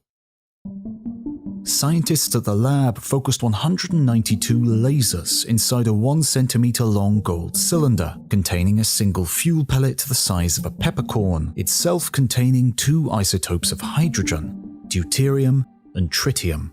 When the laser energy struck the walls of the capsule, it heated them up to around 3 million degrees Celsius, a temperature hotter than the surface of the sun, causing them to emit X-rays inside the cylinder. These powerful X-rays then blasted the surface of the pellet and compressed the fuel at some 400 kilometers per second. The fuel imploded, reaching 100 billion times atmospheric pressure in less than 10 billionths of a second. The atoms of deuterium and tritium fused together, transforming them into helium, while also giving off a high-energy neutrino and other energy. In total, 2.05 megajoules of energy entered the cylinder, and 3.15 megajoules were produced by the fusion reaction. In this way, for the first time in nearly 70 years of trying, scientists managed to initiate a productive nuclear fusion reaction. The fusion itself was nothing new. Humans have been making deadly fusion weapons since the 1950s, but this reaction in 2022 was the first time we've created fusion that was able to release more energy than was put in to get it started. The roughly 50% energy gain would have been enough to boil around 20 kettles. Still, the breakthrough is a major one for nuclear physics. And yet, This is a process that has been going on naturally in the hearts of every single star in the universe for billions of years. Not only that, but the physics of the universe had this fusion figured out within its very first minute.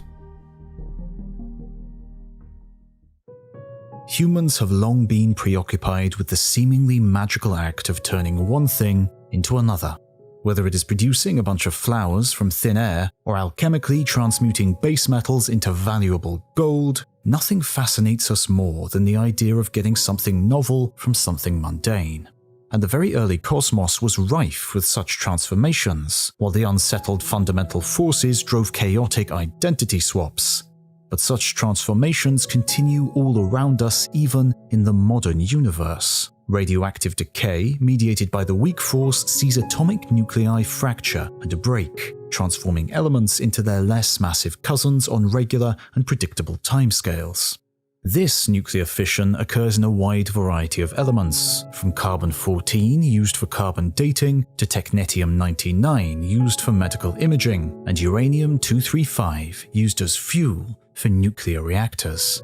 Such radioactive decay occurs as a consequence of unstable atomic nuclei and will typically happen spontaneously under the most ambient conditions. But as the other kind of nuclear transformation, nuclear fusion, sees atomic nuclei increase their mass and move up the periodic table, it is much harder to achieve.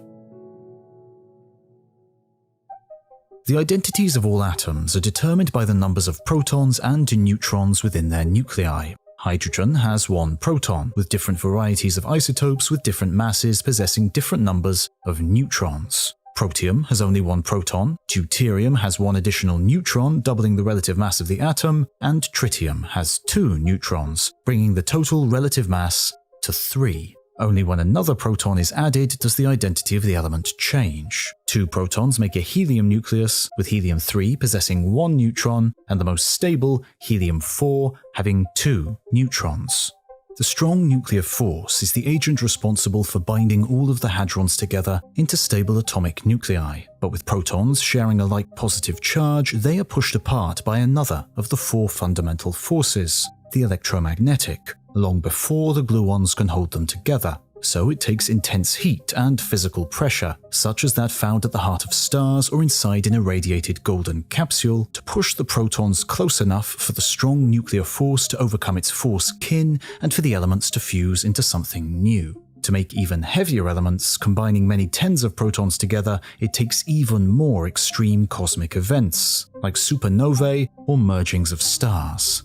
Despite their struggles to replicate it in the lab, scientists have a good understanding of how nuclear fusion works inside stellar furnaces to create new elements from simple hydrogen and helium.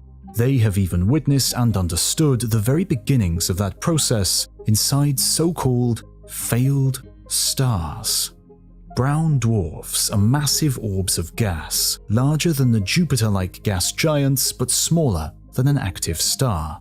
Inside them, there simply isn't enough heat and pressure for lightweight protium hydrogen to fuse into helium. The process is accomplished by using heavier deuterium as an intermediate. However, none of these processes help to explain where the larger atoms of deuterium and helium came from in the first place.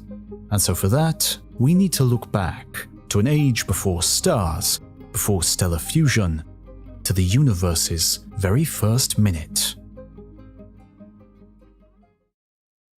When the average temperature of the universe dropped to around 10 million degrees Celsius, about a microsecond after the Big Bang, it was finally cool enough for quarks to bind into protons and neutrons, making the building blocks for all elements to come. But there is a 100-million-year gulf of time before we see the first stars begin to shine, powered by the nuclear fusion of atomic nuclei at their cores. So when and how did these nuclei come together? It was in 1948 that the prodigious American PhD student Ralph Alpha, working with his supervisor George Gamow, proposed a mechanism that would later become known as Big Bang nucleosynthesis. It was a bold and inspired theory, but the brilliance of Alpha's work was somewhat overshadowed by Gamow's insistence on including another author in their seminal paper, who had no part in its development. In his words, It seemed unfit to the Greek alphabet to have the articles signed by Alpha and Gamow only, and so the name of Dr. Hans A. Bethe was inserted in preparing the manuscript for print. And so the Alpha Beta Gamma paper became the authority on pre-stellar fusion, and to this day provides the foundation for understanding how the high temperatures at the beginning of the universe could turn hydrogen into helium via deuterium intermediates. Protium is the lightest variety of hydrogen, consisting of a single proton. So, as soon as quarks bound into protons, these hydrogen nuclei existed, although it's important to note that it will be some time before neutrally charged hydrogen atoms with both protons and electrons will form. Around 10 seconds after the Big Bang, it was cool enough for some deuterium nuclei with one proton and one neutron to form.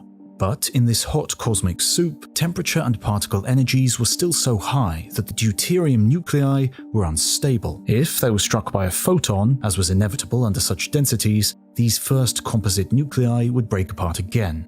This is known to physicists as the deuterium bottleneck, and until it was overcome, nucleosynthesis simply couldn't progress past the fusing of one proton and one neutron. Only after another 300 seconds do temperatures drop sufficiently for deuterium to become more stable and additional elements to form. First, deuterium, with its one proton and one neutron, is able to fuse with individual protons under the intense compressive force of the entire universe. The result is, for the first time, an entirely new stable element, helium-3. From this point, the next cosmic creation is the more common variety of helium, helium-4, composed of 2 protons and 2 neutrons. Helium-4 nuclei represent the most stable atomic nuclei in existence and are the hardest of all the elements to break apart. Because of this, and the conditions that prevailed within those first few hundred seconds, most of the free protons in the early universe become swallowed up into helium and go no further. Calculations based on the initial balance of protons and neutrons and the available energy at this time predict that this would result in a universe that is around 25% helium by mass. And this is indeed what we find. Even 13.8 billion years after this energetic burst of helium creation, even after the lives and deaths of countless stars, the universe is still around 23% helium. This observation alone is a striking confirmation of Alpha's theory. And it is here that we see another example of the fortuitous fine-tuning of the universe's initial conditions. We already know that if the proton-to-neutron ratio had been different, then much of the universe's ordinary matter would have decayed away into uncharged and unreactive neutrons and helium. But similarly, even with the proton-neutron ratio we were dealt, if the matter in the cosmos had been any more compact at the time of Big Bang nucleosynthesis, then even more helium would have formed. The unreactivity of a universe made predominantly of helium would have meant little to no chemistry would have been possible thereafter, again leading to the bleak prospect of a universe with no stars, no galaxies, and no us. Thankfully, however, this was not the case. Even as so many hadrons settled into their stable helium nuclei, the universe is still full of latent energy, which could be used for further fusion. And now, the race is on to see how many novel elements can be created before the ambient energy of the universe drops too far. Eventually, after around 1200 seconds of furious cosmic nucleosynthesis, amounting to little more than 20 minutes of universal existence, the nuclear furnace finally sputters and dies. It is still blisteringly hot by human standards, but it is simply too cold for any further nuclei to form, and so at this point, only 4 elements exist: hydrogen, helium, lithium, and beryllium. And because of the short-lived stability of those beryllium nuclei, only the first 3 will survive long enough to see the first stars and to become the ultimate fuel for creating the other 98 elements that could be found naturally within the modern universe. At this stage, there are 12 hydrogen nuclei for every helium nucleus, and 1 billion photons for every composite matter particle. But with these basic ingredients, the stage is truly set for the formation of everything else. Even the deuterium and tritium that scientists fused together in California in 2022 was itself first formed in the heat of a newborn universe, 13.8 billion years ago.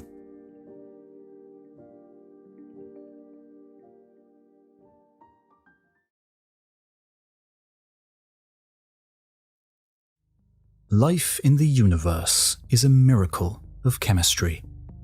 And as far as we know, that chemical miracle has only arisen in one place, on a nondescript, wet, rocky planet around an average yellow star sitting on the inner edge of one of the Milky Way's smaller spiral arms. But how did living things come to grace the Earth? Despite a healthy fossil record that extends back through some 3 billion years of the planet's history, this moment of biological genesis, the spark of life, is lost to the mists of time. Biologists agree that living things are composed of organic molecules made from carbon, oxygen, and hydrogen. Added to that, they have discovered that all living things share a common chemical instruction manual in the form of DNA and RNA, which are themselves composed of repeating units called nucleobases. Cytosine, guanine, adenine, thymine, and uracil provide a universal language with which to encode information on how to grow a leaf, a flipper, or a hair follicle. But where did these molecules come from in the first place? Some imagine that the warm and potent chemical environment on the newly formed Earth provided the perfect conditions for assembling organic molecules and nucleobases from scratch. But there is an alternative theory that the ingredients for life were not created on Earth, but among the stars in the depths of space. And indeed, we are finding compelling evidence for the stuff of life far out in the cosmos. In 1969, American astronomers working out of the National Radio Astronomy Observatory in Green Bank, West Virginia, detected the characteristic vibration of formaldehyde molecules containing carbon, hydrogen, and oxygen deep in interstellar space, and many other complex molecules have followed. Scientists have now identified over 250 organic molecules inside interstellar clouds and in the shells of materials surrounding stars.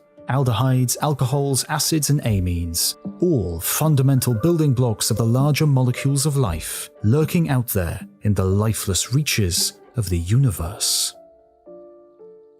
Another, even more compelling clue to the life-bringing potential of outer space arrived on Earth as far back as 1864.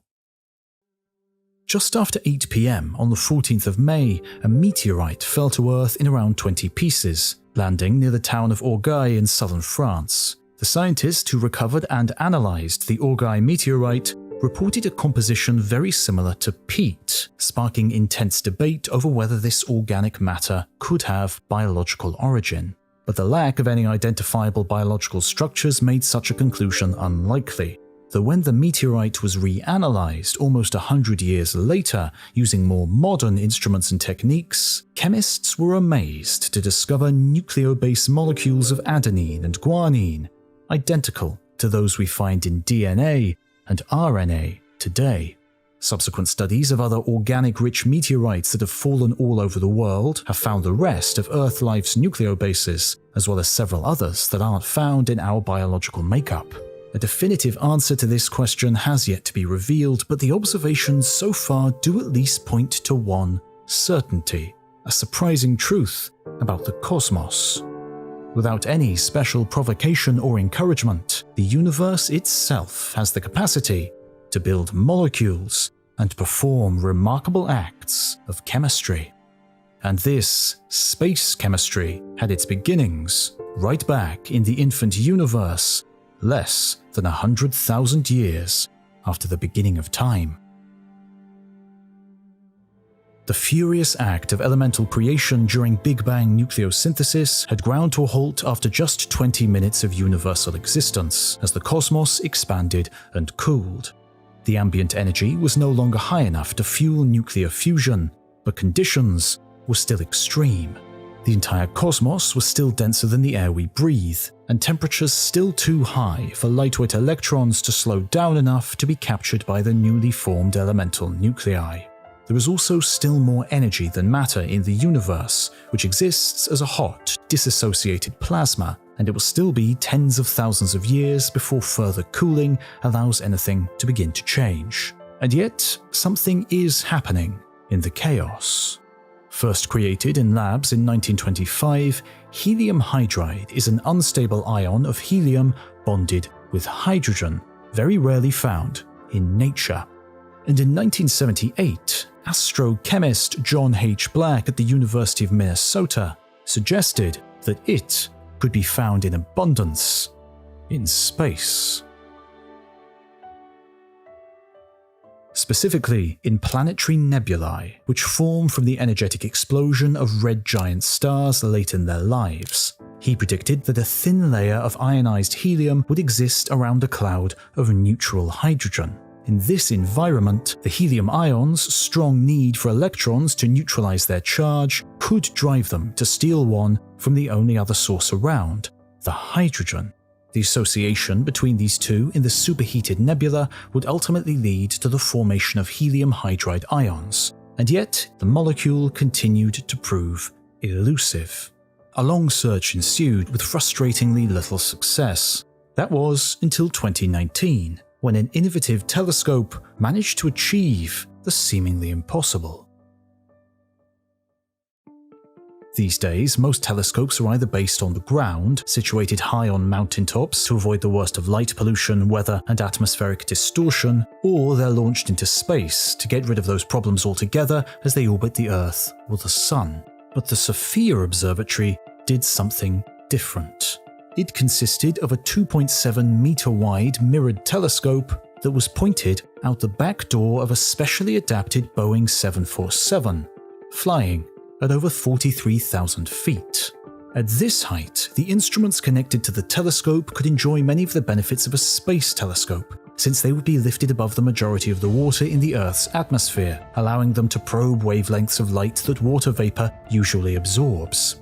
And critically, the telescope connected to the far infrared receiver known fittingly by its acronym GREAT, which had sufficient resolution to finally pick out the faint, overlapping signature of helium hydride ions in deep space. In the end, the detection came from 3 days of observation on a planetary nebula designated NGC 7027, which sits about 3,000 light-years away from Earth in the direction of the Cygnus constellation. In this hot and energetic interstellar environment, just as John Black predicted 40 years earlier, helium hydride is able to form and leave its signature on the nebula's spectrum. Detecting this signal is a triumph for nearly 100 years of experimental and theoretical chemistry, but the implications of its discovery here are even greater. For the conditions inside this distant nebula are very similar to those that prevailed throughout the whole universe within its first few tens of thousands of years.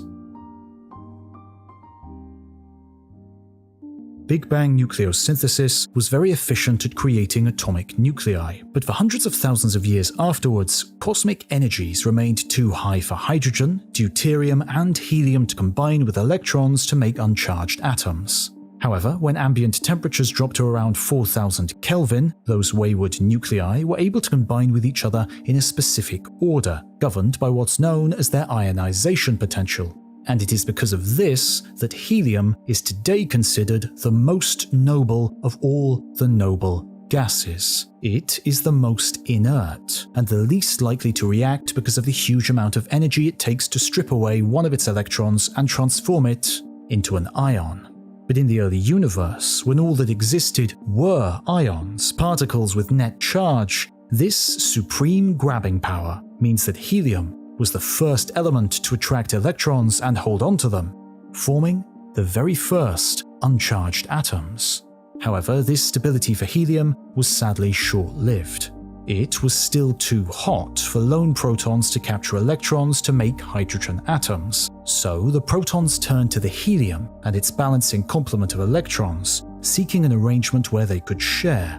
And so eventually, under the crushing burden of these clingy protons, helium relented, forming the very first chemical bonds and the first molecule in the universe, creating very unstable helium hydride ions in the process. And despite this instability, these short-lived molecules paved the way for the creation of other molecules and the beginnings of space chemistry, around 100,000 years having passed since the Big Bang. Today, the field of astrochemistry is well developed as the study of what molecules we can expect to find in space and how they form. Many atomic structures that are found on Earth are also common throughout the cosmos, including water and ammonia, but others are much more exotic, like dihydron monochloride cations or hydroperoxyl. Though many are yet to be discovered, whatever they turn out to be, they ultimately owe their existence to helium hydride ions made and unmade in the first 100,000 years of the universe.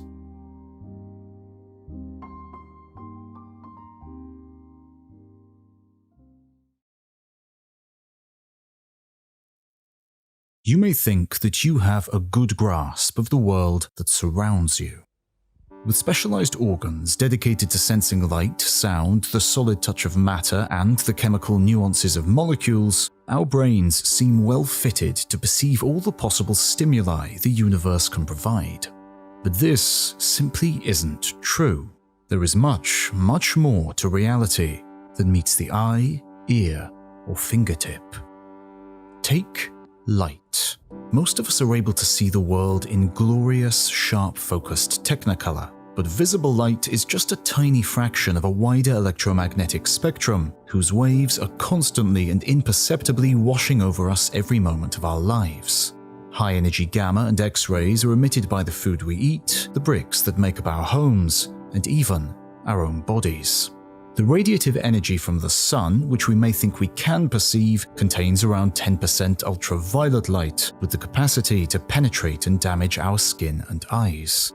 And at energies lower than visible light, sunlight is composed of around 50% infrared radiation, some of which we experience as heat.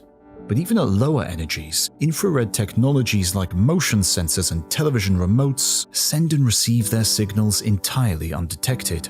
Bluetooth, Wi-Fi, cellular mobile, and GPS all work by exchanging information through the air via microwave frequencies of radiation. Meanwhile, our analog radios and televisions use the longest wavelength of EM radiation, radio waves. If we could see all of them, we would be blinded. All told, for all our apparent sentience, we are unaware of at least 99% of what is occurring within the universe.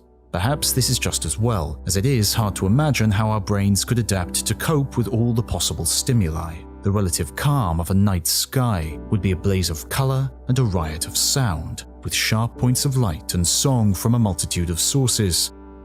And behind it all, everywhere, a faint backlit glow. The lingering radiation of the first light in the cosmos. For the first few 100,000 years of the universe's existence, it was utterly opaque, despite being full of light. Such a concept is hard for us to imagine today, but since a trillionth of a second after the Big Bang, the photons that carried much of the energy in the universe had become trapped in a maze of their own making. With matter and energy occupying opposite sides of the same coin, the cooling of the newborn cosmos saw pure energy transformed into matter, flooding the universe with subatomic particles. The density and intense vibrational energy of these such that photons simply could not penetrate the swarm. It wouldn't be until the ultimate formation of atoms that anything would change. In the modern universe, it is uncharged atoms rather than charged ions that are the building blocks for everything around us. Due to their small size, it takes a staggering number of these atoms to build anything. There are around 7 octillion atoms in each human body. That's a 7 followed by 27 zeros. Scale this up to the number of humans and all other living things on Earth, factor in the Earth itself, and multiply by all the planets and stars in the cosmos, and the number of atoms in the entire universe is ungraspable. But the real key to making an atom lies in the capture of electrons. First discovered towards the end of the 19th century, these negatively charged leptons are 2,000 times lighter than a proton and can be thought of as a singular point with no shape or internal structure. At such minute scales, quantum physics governs their behavior, and quantum uncertainty dictates that we cannot know their speed and position. We would never be able to pinpoint a single electron. Instead, they can be thought of as simultaneously occupying every possible spot that they can, as far as the laws of physics allow. Once positively charged atomic nuclei have been created during Big Bang nucleosynthesis, the electromagnetic force helps to ensnare negatively charged electrons to create a neutrally charged atom. Hydrogen nuclei capture a single electron, and helium nuclei capture two. But simple as this may sound, it is not a quick process. The electromagnetic force is some 100 times weaker than the strong force that holds hadrons and nuclei together, and so the ambient conditions of the universe must be that much less energetic if electromagnetism hopes to lasso the supercharged electrons and bring them into the corral. In the end, it takes 380,000 years of cosmic expansion for temperatures to drop far enough, to around 3000 Kelvin, for electrons to finally join the herd and make the first stable atoms. And when they do, the entire universe transforms. Electromagnetic attraction sucks electrons into stable orbits around atomic nuclei. Where they once roamed freely through the universe, the electrons are now tightly bound to their positively charged counterparts, opening up empty space for the first time since the creation of matter. The photons that have been trapped in a labyrinth for hundreds of thousands of years suddenly find their paths clear. They can escape, traveling in straight lines without instantly striking another particle. They are the first light that truly penetrates the universe. What was one moment opaque now becomes transparent. What was one moment plasma now becomes gas. And what was one moment shattered now becomes whole. For the first time in the entire history of the universe, we finally have a chance of seeing what was going on.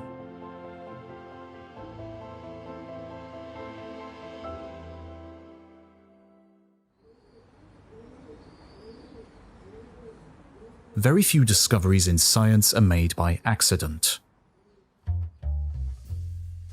much less the kinds of discoveries that lead to Nobel Prizes. Instead, scientific progress is typically hard-won through years of commitment, incremental research, and investment. But in 1978, the Nobel Committee flew in the face of convention and awarded that year's prize in physics to two men whose groundbreaking discovery was something of a fluke.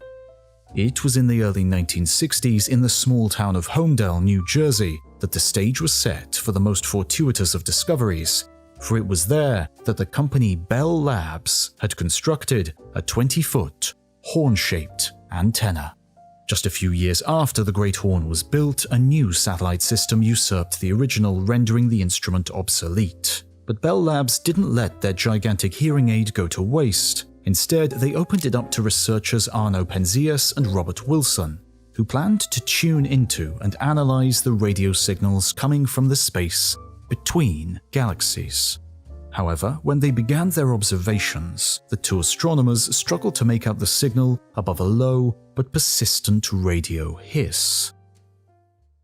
They checked it wasn't coming from nearby New York City or from local military installations. They confirmed it wasn't coming from any particular part of the Milky Way or outside of it, but rather it seemed to be coming from the entire sky.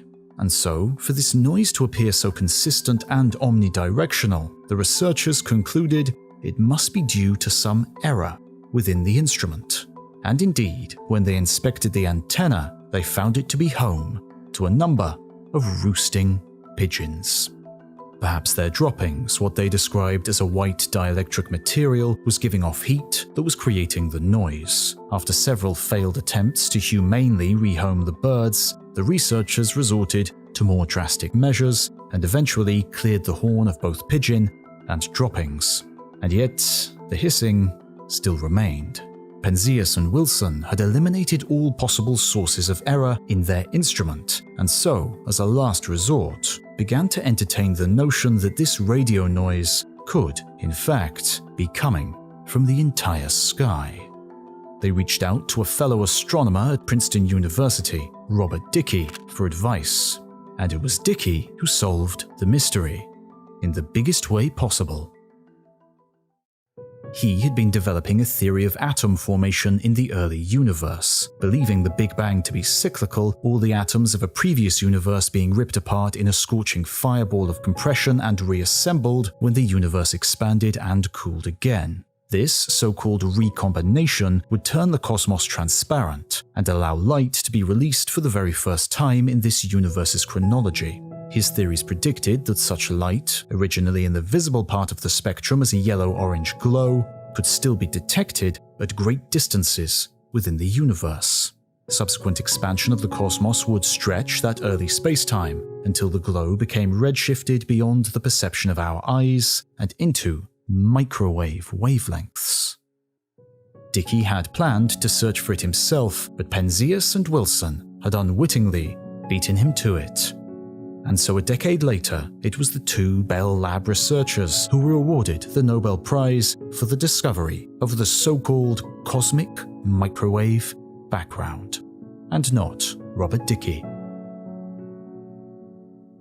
Regardless of who was credited for finding or figuring out the cosmic microwave background, and despite Dicke's cyclical fireball model being later ruled out, its detection represented a major turning point for our understanding of the Big Bang. The discovery of this red-shifted fireball glow, now stretched out to be just 2.7 degrees above absolute zero, is conclusive evidence that the universe did in fact start out in a hot, dense state.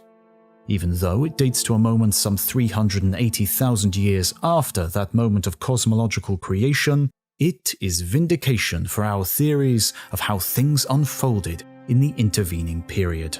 The earliest observational evidence we have of a hot, energetic, and compact early universe, even containing within it clues as to how the universe will unfold. Because while Penzias and Wilson found the microwave hum to be remarkably consistent across the night sky, later instruments designed to study the CMB discovered very slight variations, places where it was slightly hotter or cooler by a few hundred thousandths of a degree. Mapping the CMB became a priority for projects like the Cosmic Background Explorer, the Wilkinson Microwave Anisotropy Probe, and the Planck Telescope, giving rise to incredibly detailed images of energy and density variations in the 380,000-year-old universe.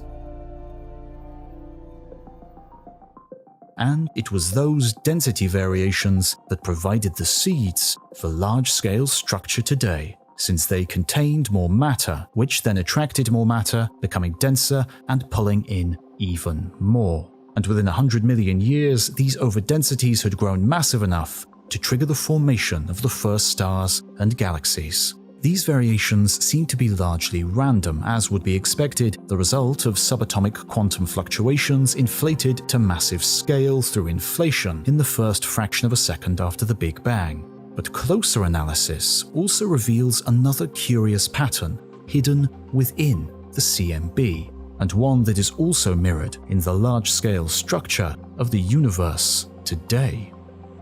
Prior to the formation of atoms, when the universe was still filled with opaque plasma, it was dense enough for sound waves to pass through it, just as sound travels through the air today. These waves had their origin in conflicting forces of attraction and repulsion within the roiling energetic soup, as gravity pulled matter in towards the center of denser patches, but photons trapped within that collapsing maze rebelled and exerted an outward pressure upon being packed too tightly.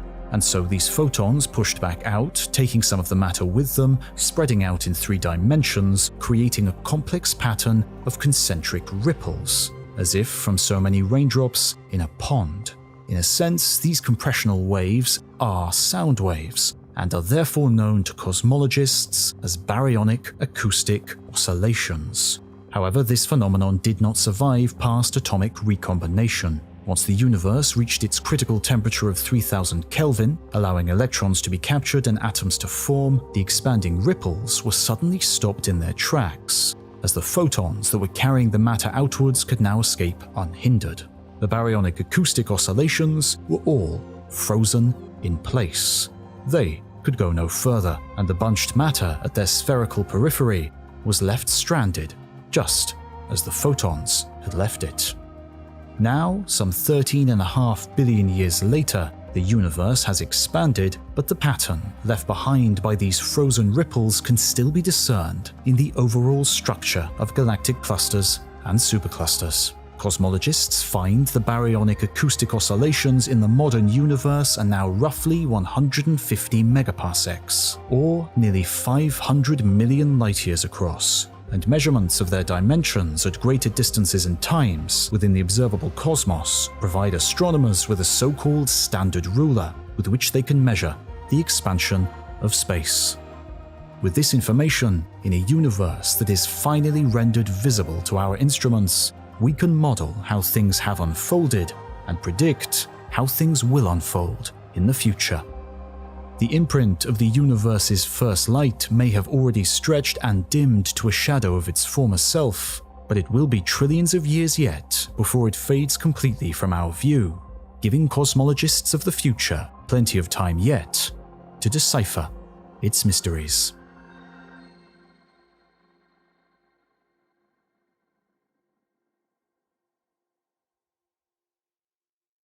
A bright twinkle of light ignites in the blackness of space. First one, then another, then a cascade of pinpoints light up. A cluster grows, swelling in size and gradually brightening with the light of even more young stars, and within a few billion years is large enough and massive enough to begin to spin. Its own angular momentum is enough to stretch it out at its equator, flattening the cluster into a disk that whirls at more than 200 kilometers per second, completing a full rotation every 250 million years or so. As this young spiral galaxy wheels through extragalactic space, it captures and absorbs smaller clusters that line its path. Head-on collisions with other spinning galaxies result in mergers, which seed the original spiral with new material for a frantic burst of star formation. It is some 10 billion years ago, and our Milky Way galaxy is in the prime of its life. For a few billion years, within the rippling spiral arms of the Milky Way, massive stars ignite, burn furiously, and die dramatically, shedding their spent fusion fuel back into the galactic cloud for recycling. This gas is enriched with the heavier elements that are formed during stellar nuclear fusion and provide the foundation for an entirely new generation of stars, and, for the first time, planetary systems.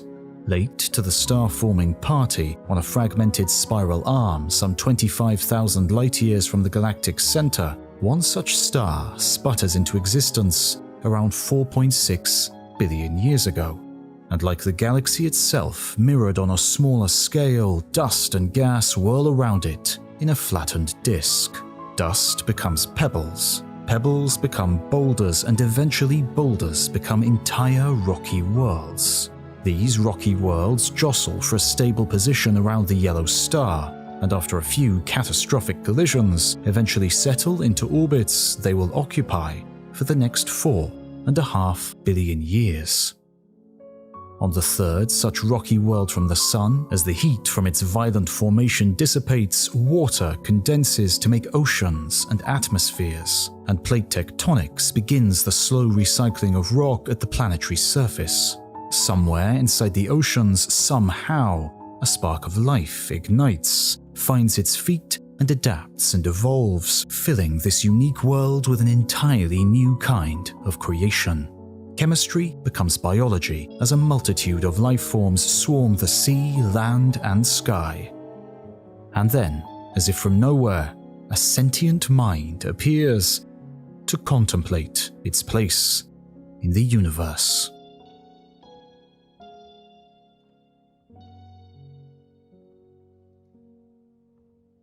Despite knowing the broad sequence of events that led to the formation of the Milky Way galaxy, the Sun, the Earth, life, and us, there are still gaps in the cosmological understanding of our creation. Just how did the lumpy soup of atoms created a few 100,000 years after the Big Bang lead to all of this several billion years down the line? Was all of it inevitable, or could the universe have followed a different path? Taking the matter and energy we know existed around the time of atomic recombination and the formation of the cosmic microwave background and simulating the subsequent cosmic evolution, we end up with a universe that is subtly but significantly different to the one in which we find ourselves. There are fewer galaxies, less vigorous star formation and delayed planetary formation. It's possible in these simulations that life may be lagging behind, or even absent altogether. There is clearly something missing from this picture, one final puzzle piece that quite literally brings everything together. Unfortunately, that missing piece is a phenomenon that cosmologists simply can't see.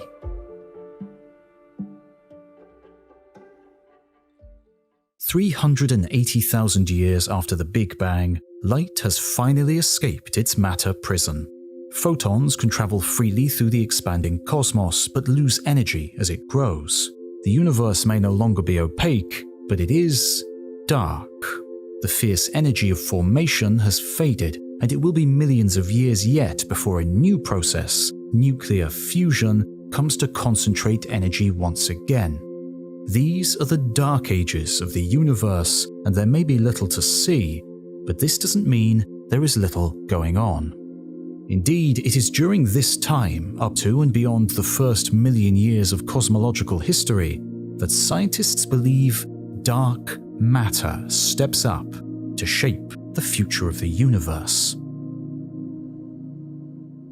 The existence of dark matter was first considered in 1933, when Swiss astronomer Fritz Zwicky was studying the Coma cluster of galaxies, some 320 million light-years away from the Earth. These galaxies seem to be moving too fast for the cluster to remain a cluster. Estimates of the masses of each galaxy in the cluster, based on the luminous stars that could be seen and counted, gave a number that was some 10 times less than what would have been needed to keep the group together, given how fast the galaxies were moving. To explain this apparent discrepancy between the two methods of determining mass, Zwicky proposed that there must actually be a lot of unseen mass lurking out there amongst the stars, gas, and visible matter. He called it Dunkle Materie, German for dark matter. In the late 1970s, pioneering astronomer Vera Rubin was studying the rotation of the Andromeda Galaxy, the closest spiral galaxy to our own, when she noticed that something didn't add up in the motions of its stars. At the time, she and her colleagues studied cryptic punch card readouts from their instruments, but to this seasoned astronomer, the problem was as clear as day. Galaxies were expected to spin fast close into the center, while stars at the edges would make a more stately progression. But the punch cards were telling a different story. The stars at Andromeda's outer edge seemed to be moving just as fast as those in the central bulge, with the tips of its spiral arms whipping around with implausible speed. The only explanation for such a movement without violating the universe's fundamental laws of motion was that the stars themselves were only a part of the overall mass of the galaxy. Rubin calculated that the visible matter must represent just 15% of what was really there, and that the Andromeda Galaxy must be cocooned in a much larger halo of invisible, dark matter. Subsequent observations revealed that most galaxies are surrounded in this way, including our own. Indeed, current estimates suggest that the Milky Way's dark matter halo could be up to 15 times larger than the visible extent of its stars. And so astronomers are now convinced of dark matter's significance in shaping the modern universe, despite our continued inability to detect it. Larger-scale studies suggest that dark matter outweighs normal matter 6 to 1, and potentially always has. But what exactly it is remains a mystery even after several decades of concerted study. One possibility is that the dark matter in the universe consists of ordinary objects made up of normal baryonic matter like quarks and leptons, but which are hard for us to detect with our current technologies. Known as massive compact halo objects, these are more often referred to as machos. Such objects could be black holes of a wide range of sizes, small but incredibly dense and massive neutron stars created when giant stars collapse at the end of their lives, or an extraordinary number of brown dwarfs, which contain almost as much mass as a star, but not quite enough to ignite fusion. However, as our telescopes and instruments improve and we are able to probe the depths of intergalactic space in ever more detail, the chances of such objects in sufficient number continuing to escape our notice grow smaller and smaller with every passing year. Because of this continued lack of observational evidence, an alternative possibility is currently favored among cosmologists: that the majority of dark matter exists as a weakly interacting massive particle, correspondingly nicknamed WIMPs. These would be a completely new kind of particle, which would sit outside the standard model as we understand it today, but which we have so far failed to detect. They would not interact with normal matter via any of the known fundamental forces except for gravity, but would nevertheless have a high mass or be present in sufficient numbers to make up for the universe's 85% missing mass. And indeed, the search is on in particle accelerators and out in the cosmos for any hint of these heavyweight WIMPs. But with so little to go on, we may have a long road ahead of us. Regardless of whether dark matter is a macho or a WIMP or something else entirely, it's likely that it has always been around, sitting in the shadow of tangible matter, since its creation in the universe's first few fractions of a second. And it was back in the cosmic dark ages, around 1 million years after the Big Bang, that it began to shape the overall structure of the universe. The cosmic microwave background suggests that matter and energy were distributed unevenly at the moment of atomic recombination, and so we can expect that dark matter followed suit. But in these darkened millennia, all that mass comes into its own. Gravity pulls the dark matter together, clumping it more quickly and more thickly than we'd expect the baryonic matter to collapse by itself. The normal matter then has a dark matter template to follow and is sucked into invisible gravity wells, thus creating cosmos-spanning filaments, nodes, and clusters of gas that will become the nurseries for the first stars and galaxies. And from this point on, the evolution of the universe we see today has become inevitable. Everything that has happened up to this point, spanning the first 1 million years of the cosmic chronology, has set the stage for the next several billion years of astrophysical creation. The universe has cooled to a point where comprehensible physics holds sway. The four forces have settled and become distinct, determining all fundamental interactions, and the nature and quantities of matter have settled to provide the ingredients for generations of stars and galaxies, the genesis of chemistry, and the ultimate creation of life. But that is not quite all. For 8 billion years, events in the universe unfold just as we would expect them to, with these basic ingredients. But between 5 and 6 billion years ago, not long before the formation of our solar system within the Milky Way, something changed. And discovering that something 25 years ago made it clear that we still don't really understand the balance of the universe. This disturbing change in the evolution of the universe was first recognized in 1998, when astronomers were studying supernovae at different points in space and time. Supernovae of a certain size are sometimes known as standard candles, because they explode with a known and predictable brightness and luminosity. As a result, they have become valuable tools for measuring cosmic expansion, since their light will be stretched into redder wavelengths with the expansion of the space between them and our instruments. But astronomers noticed that, for the last 5 billion years or so, the supernovae are more redshifted than they should be, and so have been moving away from us faster than they should, a pattern that can also be seen in measurements of baryonic acoustic oscillations and galaxy clusters. Not only that, but the accelerated expansion itself seems to be accelerating. Our best explanation for this most recent phase change of the universe is dark energy, and so for the entire history of our solar system, we have been living in a dark energy-dominated era. As with dark matter, cosmologists still don't have a good idea of what dark energy actually is. When Einstein was formulating his theory of general relativity, he introduced the idea of the cosmological constant representing the intrinsic energy of empty space. As space expands, there is objectively more of this energy, which could serve to drive further expansion. In the end, general relativity didn't need this modifying constant, but the idea has found new life in explaining away dark energy. The problem remains, however, that we do not understand why such an intrinsic energy should be present at all. If the explanation cannot be found when searching on cosmic scales, perhaps the physics of the very small holds a clue.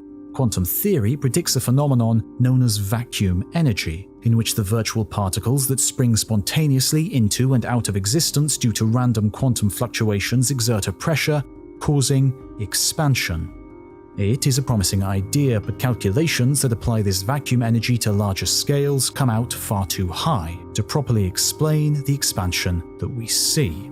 Some cosmologists are considering something entirely different, a new kind of energy field called quintessence, which acts in the opposite way to normal matter, and normal energy can either be attractive or repulsive and can change its behavior over time. But without experiments or observations that can easily probe that force or even confirm its existence, we are left stranded in the dark as time ticks by and the space surrounding us expands.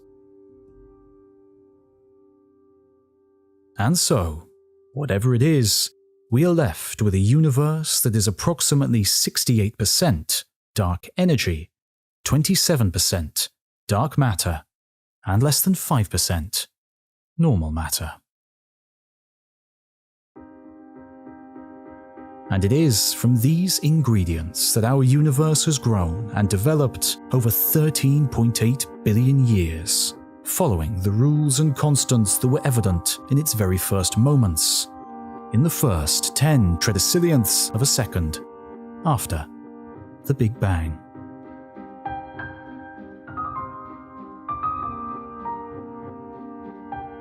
You've been watching the entire history of the universe. Don't forget to like and subscribe and leave a comment to tell us what you think as we venture past the first million years of the universe. Thanks for watching, and we'll see you next time.